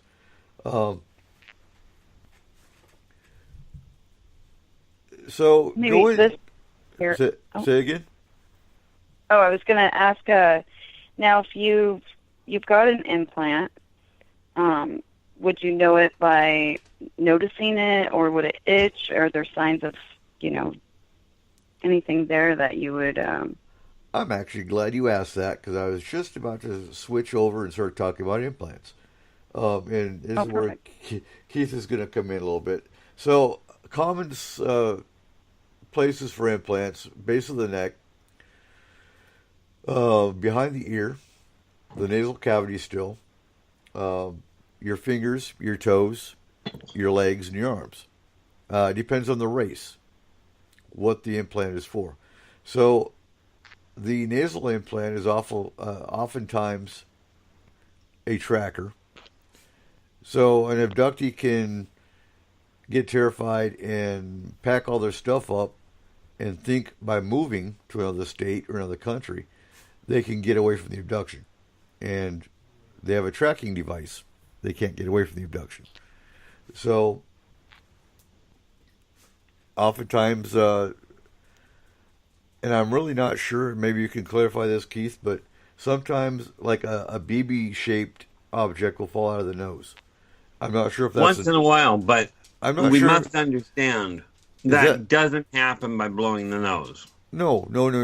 But is that an accident, or does that mean the alien race is done with them? More often than not, it means that the implant itself has died. That the implant has died, and it's a natural expulsion method. Okay. So it's an accident, essentially. No, it's kind of like the warranty wore out. Okay, that makes sense. Because the biomagnetic field they use to hold it in place quits. So that you got some implants that are trackers. Now, does the site itch? Usually not, but you'll feel a raised bump in your skin. Is one indicator. Yeah, the only site I've seen that itches is with the triangle. You know, where it's got the 3 triangle spots. Right. Quite often that spot will be itchy. Okay. Because I know when I had mine, it was annoying as heck. All right. But you are right. Raised bump seldom itches at all. So Joe's asking, will an implant behind the ear cause hearing loss, or am I just going deaf? To my knowledge, it doesn't cause you to go. It doesn't cause hearing loss. No, because they don't put it in the hearing canal. They put it under the. They put skin. It picks up the sonic wave right outside the ear before it ever gets to the ear. Right, and it's essentially it's under the skin behind the ear flap. Yeah. I'm trying to think here. So you've got the tracking implants. Some implants are to cause genetic masking, and again, Keith, you can clarify this. But I believe some of the hybrid children have an implant, so that basically, if these human children are getting a blood test, it will not come back with an anomaly. It's basically a genetic masker. Correct.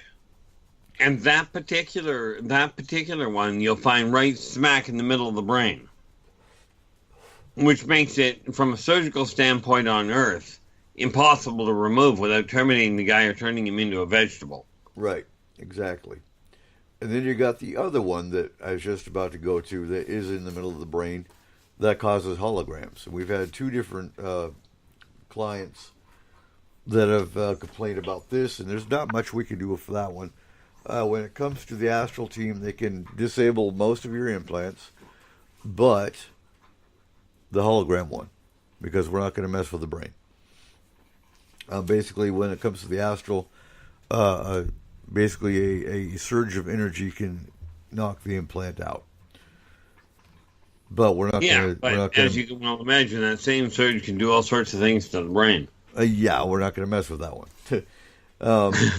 So that particular implant is basically an upload and a download of information from the particular race that's doing the abducting. Is there any other implants you can think of, Keith? No, you pretty much covered the standard purpose. I mean, the variation on the shapes are absolutely incredible. Right. But it's something we do have to understand when people talk about a holographic implant. We're not talking about the implant itself being holographic. The implant itself is very physical. Mm-hmm. It's what it does is a projected holograph. And they figured out a way to put that into the brain where they can project the holograph right into the brain. It works really well for masking abductions in the first place as well. Well, so one of the clients we had was actually complaining about physically seeing holograms on his walls in his apartment. Oh, somebody screwed up. And I don't mean the client. The client, I have no doubt, was being absolutely dead serious. Oh, right. But if that implant is broadcasting at too high a frequency, it will do that, and it'll completely screw up the abductee. Well, it's kind of hard to go to work when you're seeing images implanted in your field of vision. Yeah. And I'll tell you, it really screws up your ability to drive. Right? And, and you get pulled over by the cops, and you're telling about the holograms you're seeing, and, well, straight to the psych ward you go. Yeah, at least you don't have to worry about getting to work anymore. Yeah. Yeah, cops have no sense of ha-ha when you're talking about seeing things while you're driving. No, then you're off to rehab. Yeah, if you think the aliens do a lot of blood work, at that point, the humans get really carried away. So, another topic I want to bring up that I really don't want to bring up because it gets beat up all the time is, are Rh negative people subject to abduction? Well, technically, yes, but so is everybody else on the planet. Well, you get this argument, and, it seems to make a pattern. I don't know what the pattern is. I don't know what brings it up. But, being in 127 different paranormal groups, you see it every few months. I'm Rh negative, so I'm an alien.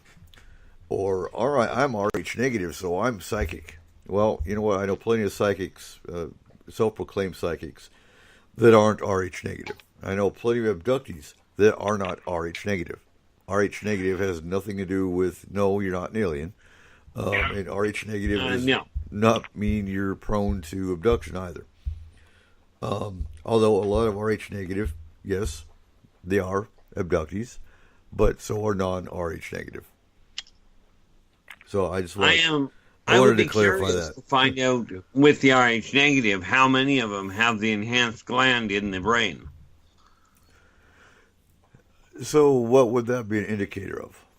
Well, according to the information I just got, this government-sanctioned thing called the Antenna Project, I'd be curious to see if there is a correlation between the growth of that one little organ and the Rh negative blood type itself, or any other blood type for that matter. And just to clarify, so Rh negative is not a blood type, it is a lack of protein in the blood. The only blood types are AB, A negative, A positive, and then of course you got the universal O donor. And one of the things that you can bet with an actual hybrid, two things I should clear up there. There is this brilliant idea that hybrids know they're hybrids, and I can virtually guarantee just about none of them comparatively know. The other issue is a true hybrid. You go in for a blood test, and the doctors will find some reason why you can't donate blood, and they will give you. It could be a number of reasons. Mm-hmm.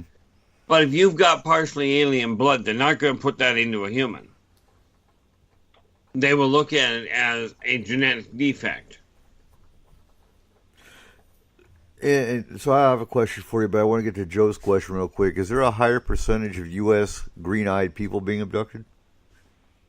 No. No, the idea of the green-eyed people, before we start worrying about that, the idea is very simple. They have a recessive gene, and there is something to be said about the abduction of people with a recessive gene. But let's understand, blonde people have a recessive gene as well. Okay. Okay. So, I mean, when you look at that, the off-worlders do look at the recessive gene because the recessive genes are the easier ones to activate if you're trying to build a hybridization program. They've got genes that just need to be tweaked a little to bring them online. But no, there is not a physical trait, even on the quantum level, that makes you a bigger target than the next guy. Now, getting back to gifted people, is the U.S. government abducting Absolutely. No, I mean, are they okay? So are they abducting and focusing on gifted people? And is it Absolutely. because They've been doing it for years. Is it because of the hybridization program? No. No, that's a whole different program. And let's be clear, it's not just the U.S. government. Every one of the governments out there that has evolved to the level of doing technology is doing the same thing. Okay, it's a question of understanding human evolution and seeing, well, in the government standpoint, seeing what can be done in the military point. You know, this isn't a new program. This is something that's been going on for decades. Well, quite frankly, it's been going on for centuries. Mm-hmm. But no, this is not a question of the U.S. government going, oh, we're allowed to abduct so many people. This is a thing that does not make sense to me. I mean, I've got a lot to say against certain things that certain governments have done. But selling people into space just isn't one of them. Right, right. Now, I can't speak for the individual people in the government, but as far as a government-sanctioned, treaty, no. Not of anything I've ever seen any indication of. And, I got asked one day, I brought it up to one of the races one day, and they looked at me and went, why, pray tell, would we ask permission to abduct somebody? They can just do it. So, yeah. Yeah. It's kind of like, I mean, you've dealt with a lot of humans that break the law. How many people actually go out and ask somebody nearby, do you mind if I rob that guy? And, so some theories out there, and I want to clarify where that question came from. But, and I don't know what to think about it. I really don't. But supposedly President Truman made a contract with, I believe it was the Greys, in exchange for technology, they could abduct so many humans. Now, if you look at it from that point, from that perspective, if that happened, would be a very big reason why the U.S. government would not want to admit that there's UFOs and why there's aliens abducting humans. Because how many people would be pissed off at the U.S. government for lying for over 60 years? Well, heck, they haven't been that ticked off with them for everything else they lied about. I can't see that being an added problem. But, sorry, that's just me. But again, I don't look at this as just the U.S. government. But the answer to your question is, was there a contract made? The answer is yes.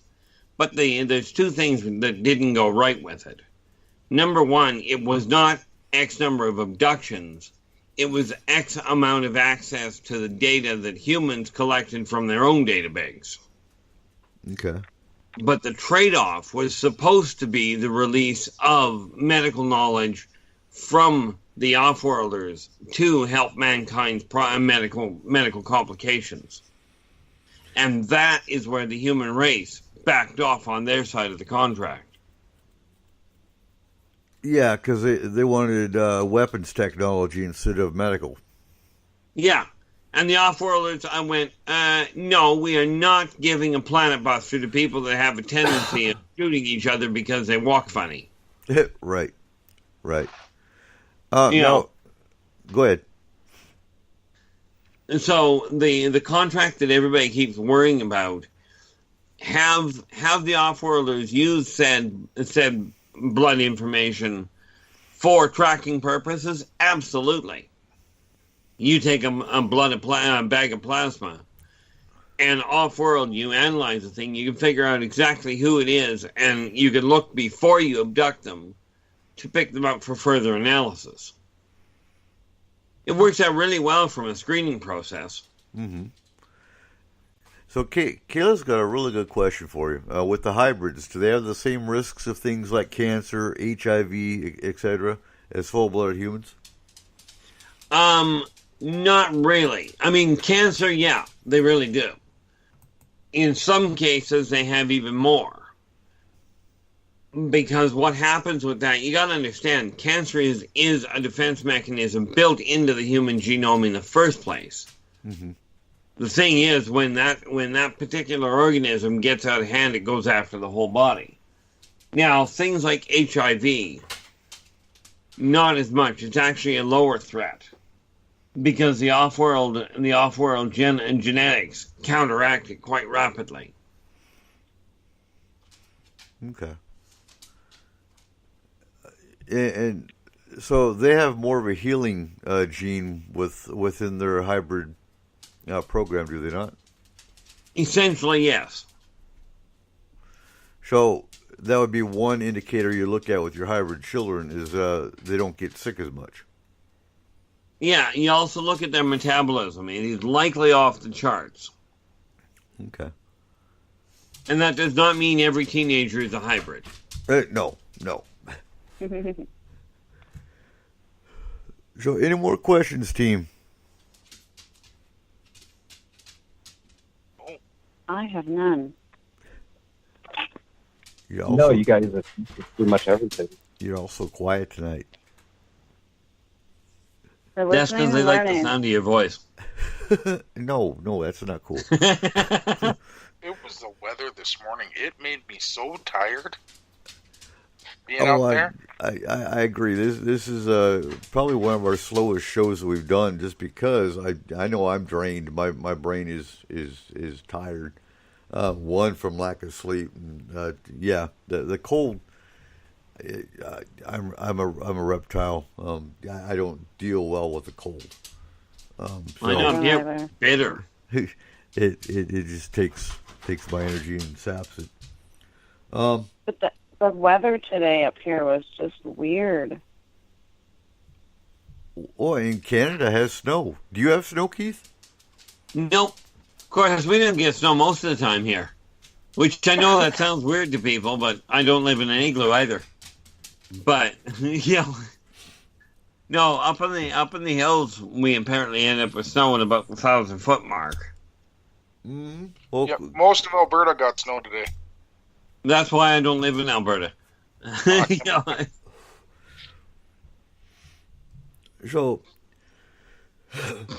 moving on, and I think we've covered. So, with the abduction side, you look also for electrical anomalies, and a big indicator with this is you're walking down the street at night and the street lights start going out as you walk past them. This is caused by the implants again. And as we said earlier in the show, the fear of owls, of deer, of rabbits, and that's caused by the large eyes and basically the screen memory coming back through. Yeah. Also, the fear of doctor's lights or surgical lights, because again, these come from memories of the lights on the ship. The other thing you watch for is, if you will, behavioral changes of a more extreme nature. Mm-hmm. Like, for instance, if you take somebody that is normally calm and inquisitive and what have you, and all of a sudden they're looking over their shoulder at everything, you can bet something has happened. Yeah, and once you rule out they're not on drugs. Yeah. Yeah, rule out the logical things first, please. And that's what FMP does, is we always rule out the mundane before we jump on the paranormal. With any case, whether it's an abduction, whether it's a spirit, whether, Bigfoot, is it a bear? We know bears don't walk. Or they can walk on two legs to an extent, but they don't run. And they certainly don't climb trees very much. What's that, Bigfoot or bears? Well, even Bigfoot doesn't climb trees very much. But there are races that do spend a lot of time up there. But if you're seeing weak branches being moved around, we can safely say you're not looking at a porcupine. Oh, exactly. So I want to. We're coming down to the last 10 minutes of the show, and I wanted to hit on. And I don't like calling it disclosure. It's not disclosure because I don't think we're ever going to see disclosure. We've already seen it. Actually, that's what this thing with CHBC essentially was. But there is a presidential candidate that's coming out in 2020 that wants to bring up the UFO issue. And I believe his name was Yang, if I remember right, because we discussed him last night. Do we think that, and this was a question that was posed last night, but I want to bring it to you guys. Do you think the UFO issue is going to come up in presidential questions to candidates? It wouldn't be a shock. Although it's a can of worms, I really find it hard to believe they're going to deal with. They will likely shove it under the rug. Yeah, I don't think any news would be asking questions because I don't think that they would be allowed to. And, you know, how often do they really interview or ask questions to the general public? Because I think those would be the people who are going to be the ones to ask the questions. Well, our consensus last night was agreed. The mainstream press is not going to ask that in a candidate question and answer session. If it comes up, it's going to come up in, say, a town hall meeting. They're going to focus on the issues such as healthcare and economy and foreign policy and things like that. UFOs aren't going to come up in a mainstream question and answer session. And real quick, as we're coming to the end of the show, Kayla does have one more question about hybrids. If two hybrids have a baby, could the baby come out looking more ET than human? Technically, the answer is yes. That's a matter of genetics, that's all. That'd be like somebody with two recessive genes, with two parents with recessive genes, producing a child with an amplified recessive gene. Okay. And I don't think we're going to see that for another 20 or 30 years. Because I don't think right now the new hybrid program is too new. Well, it's not only too new, but they've been refining it all along to make the hybrids look more human, so they can blend in more readily. Right. So I don't think there's enough hybrids on our planet right now to worry about two hybrids getting together. Well, more importantly, there's not enough of one type of hybrid. Right. So we don't have to worry about more alien-looking babies walking down the street. Not yet. No. That comes when they actually set down. Right. So what do we see? 2019's been an exciting year, and we're only coming into May. What do you see, Keith, coming up in the next few months? Well, next few months, especially in the southern hemisphere, and this is where you got to get your feelers out too. You're going to find more sightings taking place down there. And especially over the research centers and this is where you'll have fun. Research centers like Antarctica ought to be a real intriguing place to hang around. Okay. Plus, there are a number of volcanoes that you're likely to see the craft around. Mm-hmm. Looking at the tectonic instabilities. Okay. And real quick, too, Joe's got a question, and we already kind of hit on this, but I'll reiterate it. But if they're making hybrids that look like humans, what alien attributes do the hybrids have? And, again, that goes more with the facial features, like he said, and the eyes. The eyes are a little bit bigger than the normal child. Not overly... The construction of the eye is a big one. You'll notice, like, some kids, and bear in mind, not every kid that has this is a hybrid. Right. Hybrids are about as rare as you can get. The kids, I believe the saying is that they're about as rare as hen's teeth. But the construction of the eye, as in the rods and cones in the eye, are likely to be of a different configuration or a different ratio. So yeah, the eyes are going to be a little bit different. and the facial structure is a little bit different, but not alien looking. Just no, a little bit. They will still look human. Right.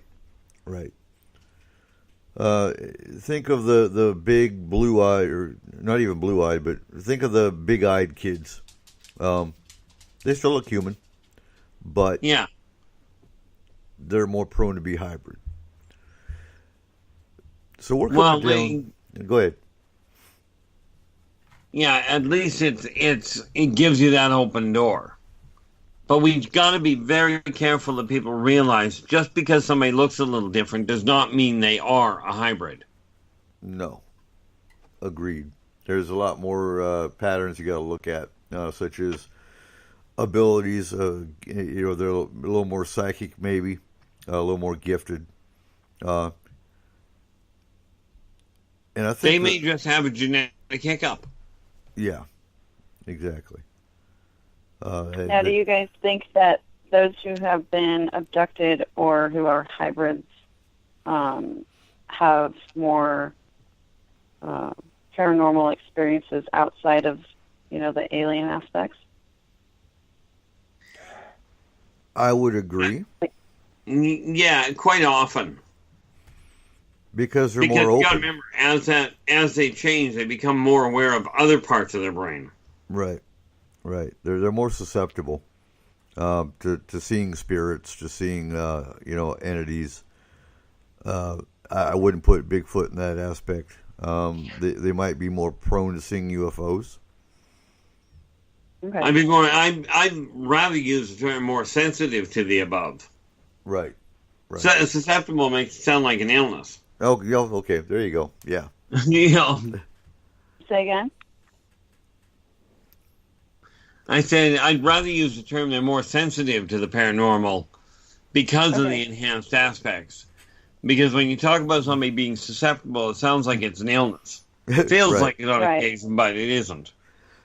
Yeah. So, and Joe's asking, do hybrids know they are hybrids? Almost unilaterally, no.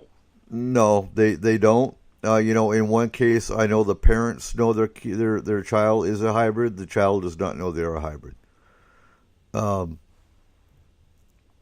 And that's merely a matter of putting the abduction experience they had with the same timeline as when the child was born. How they know their child is a hybrid. But the child herself does not know she is. So, in closing, Keith, where can we find your books, and are you going back on tour? I'm going to be out in Toronto again in July. I don't know exactly when. We've still got to work that out, but I will be traveling again and just have to get myself back together. That said, the books is the easy part. You contact me directly at innervoiceenterprises@yahoo.com. I will be getting my website up and running, which is innervoiceenterprises.com. .ca, sorry. Mm-hmm. Just got that clarified. Right. And of course, finding me on YouTube at R. Keith Andrews will be the other place to find me. Of course, contact Eric. I'm sure he can get you to me. Oh, most definitely. And Keith is in the FMP group, so you have alien-specific questions that I know I can't answer, then Keith, I'll always take Keith, especially if there's abduction or UFO issues I don't know how to deal with. I've got resources to pull in to assist in those areas. Same with Bigfoot. We have resources that we use on the team when it comes to finding answers that we don't have. So, Steve, where can we find your drone business? Well, you can find me on Facebook under my name, Steve Monchak, Monchak, or on Instagram at Pacific Northwest Dronetography. Outstanding. And Cole, where can we find Statement of Sound DJ services? You can find me on Facebook at www.facebook.com/SOSDJPro. You can also find me at 360-999-2830. And with that, I've got to say, we're looking for you. If you've got a business and you want to be advertised on S4, contact Cole so we can get you that commercial made. And go to the website, www.s-4radio.com, for an assortment of package deals we've got for our sponsors. And if you want your S4 t-shirt, your FMP t-shirt, your S4 mug, which I'm drinking out of now, go on our store at s-4radio.com. If you got a paranormal issue, you're an abductee, you got a UFO or a Bigfoot report you want to get submitted, look for Forest Moon Paranormal on Facebook and join the group. We're not just a team for emergency response, but we're also a paranormal news source. So, again, thank you to our crew tonight. Our Keith Andrews, our alien race specialist. Cole Wegleitner, owner of Statement of Sound DJ Services, and our cultural and oral research specialist on FMP. Steve Monchok, our drone operator and mountain ops specialist. Rose Thorne, our FMP extended care team and sensitive. Make sure you go to our new FMP and S4 store with all kinds of cool gear, only found at s-4radio.com. So thank you again for listening to S4. There? Say again? I said bit truffable there. Oh, that'd be, yeah. So keep your eyes on this guy, folks. Remember, it's you that gives us a reason to produce S4. Stay safe out there, and we'll see you next week, where next week we talk about movies and Star Wars. And is there any truth to movies? Or is it just fiction? So y'all have a good night. I'm going to have to be up for that one. Say again? I said I'm going to have to make sure I'm up for that and for that whole one. Oh, I'll wake you up at 8. Anyway, y'all have a good night, and we'll see you next week. Ladies and gentlemen, thank you for joining us tonight on S4, the official voice of Forest Moon Paranormal. You can contact S4 through our website at www.s-4radio.com or on Facebook. Make sure you give us a like on our page and join the Forest Moon Paranormal group. If you are interested in advertising, take a look at our packages and contact Cole or Eric at 1-360-999-2830. Again, thank you. And remember, keep your eyes to the sky.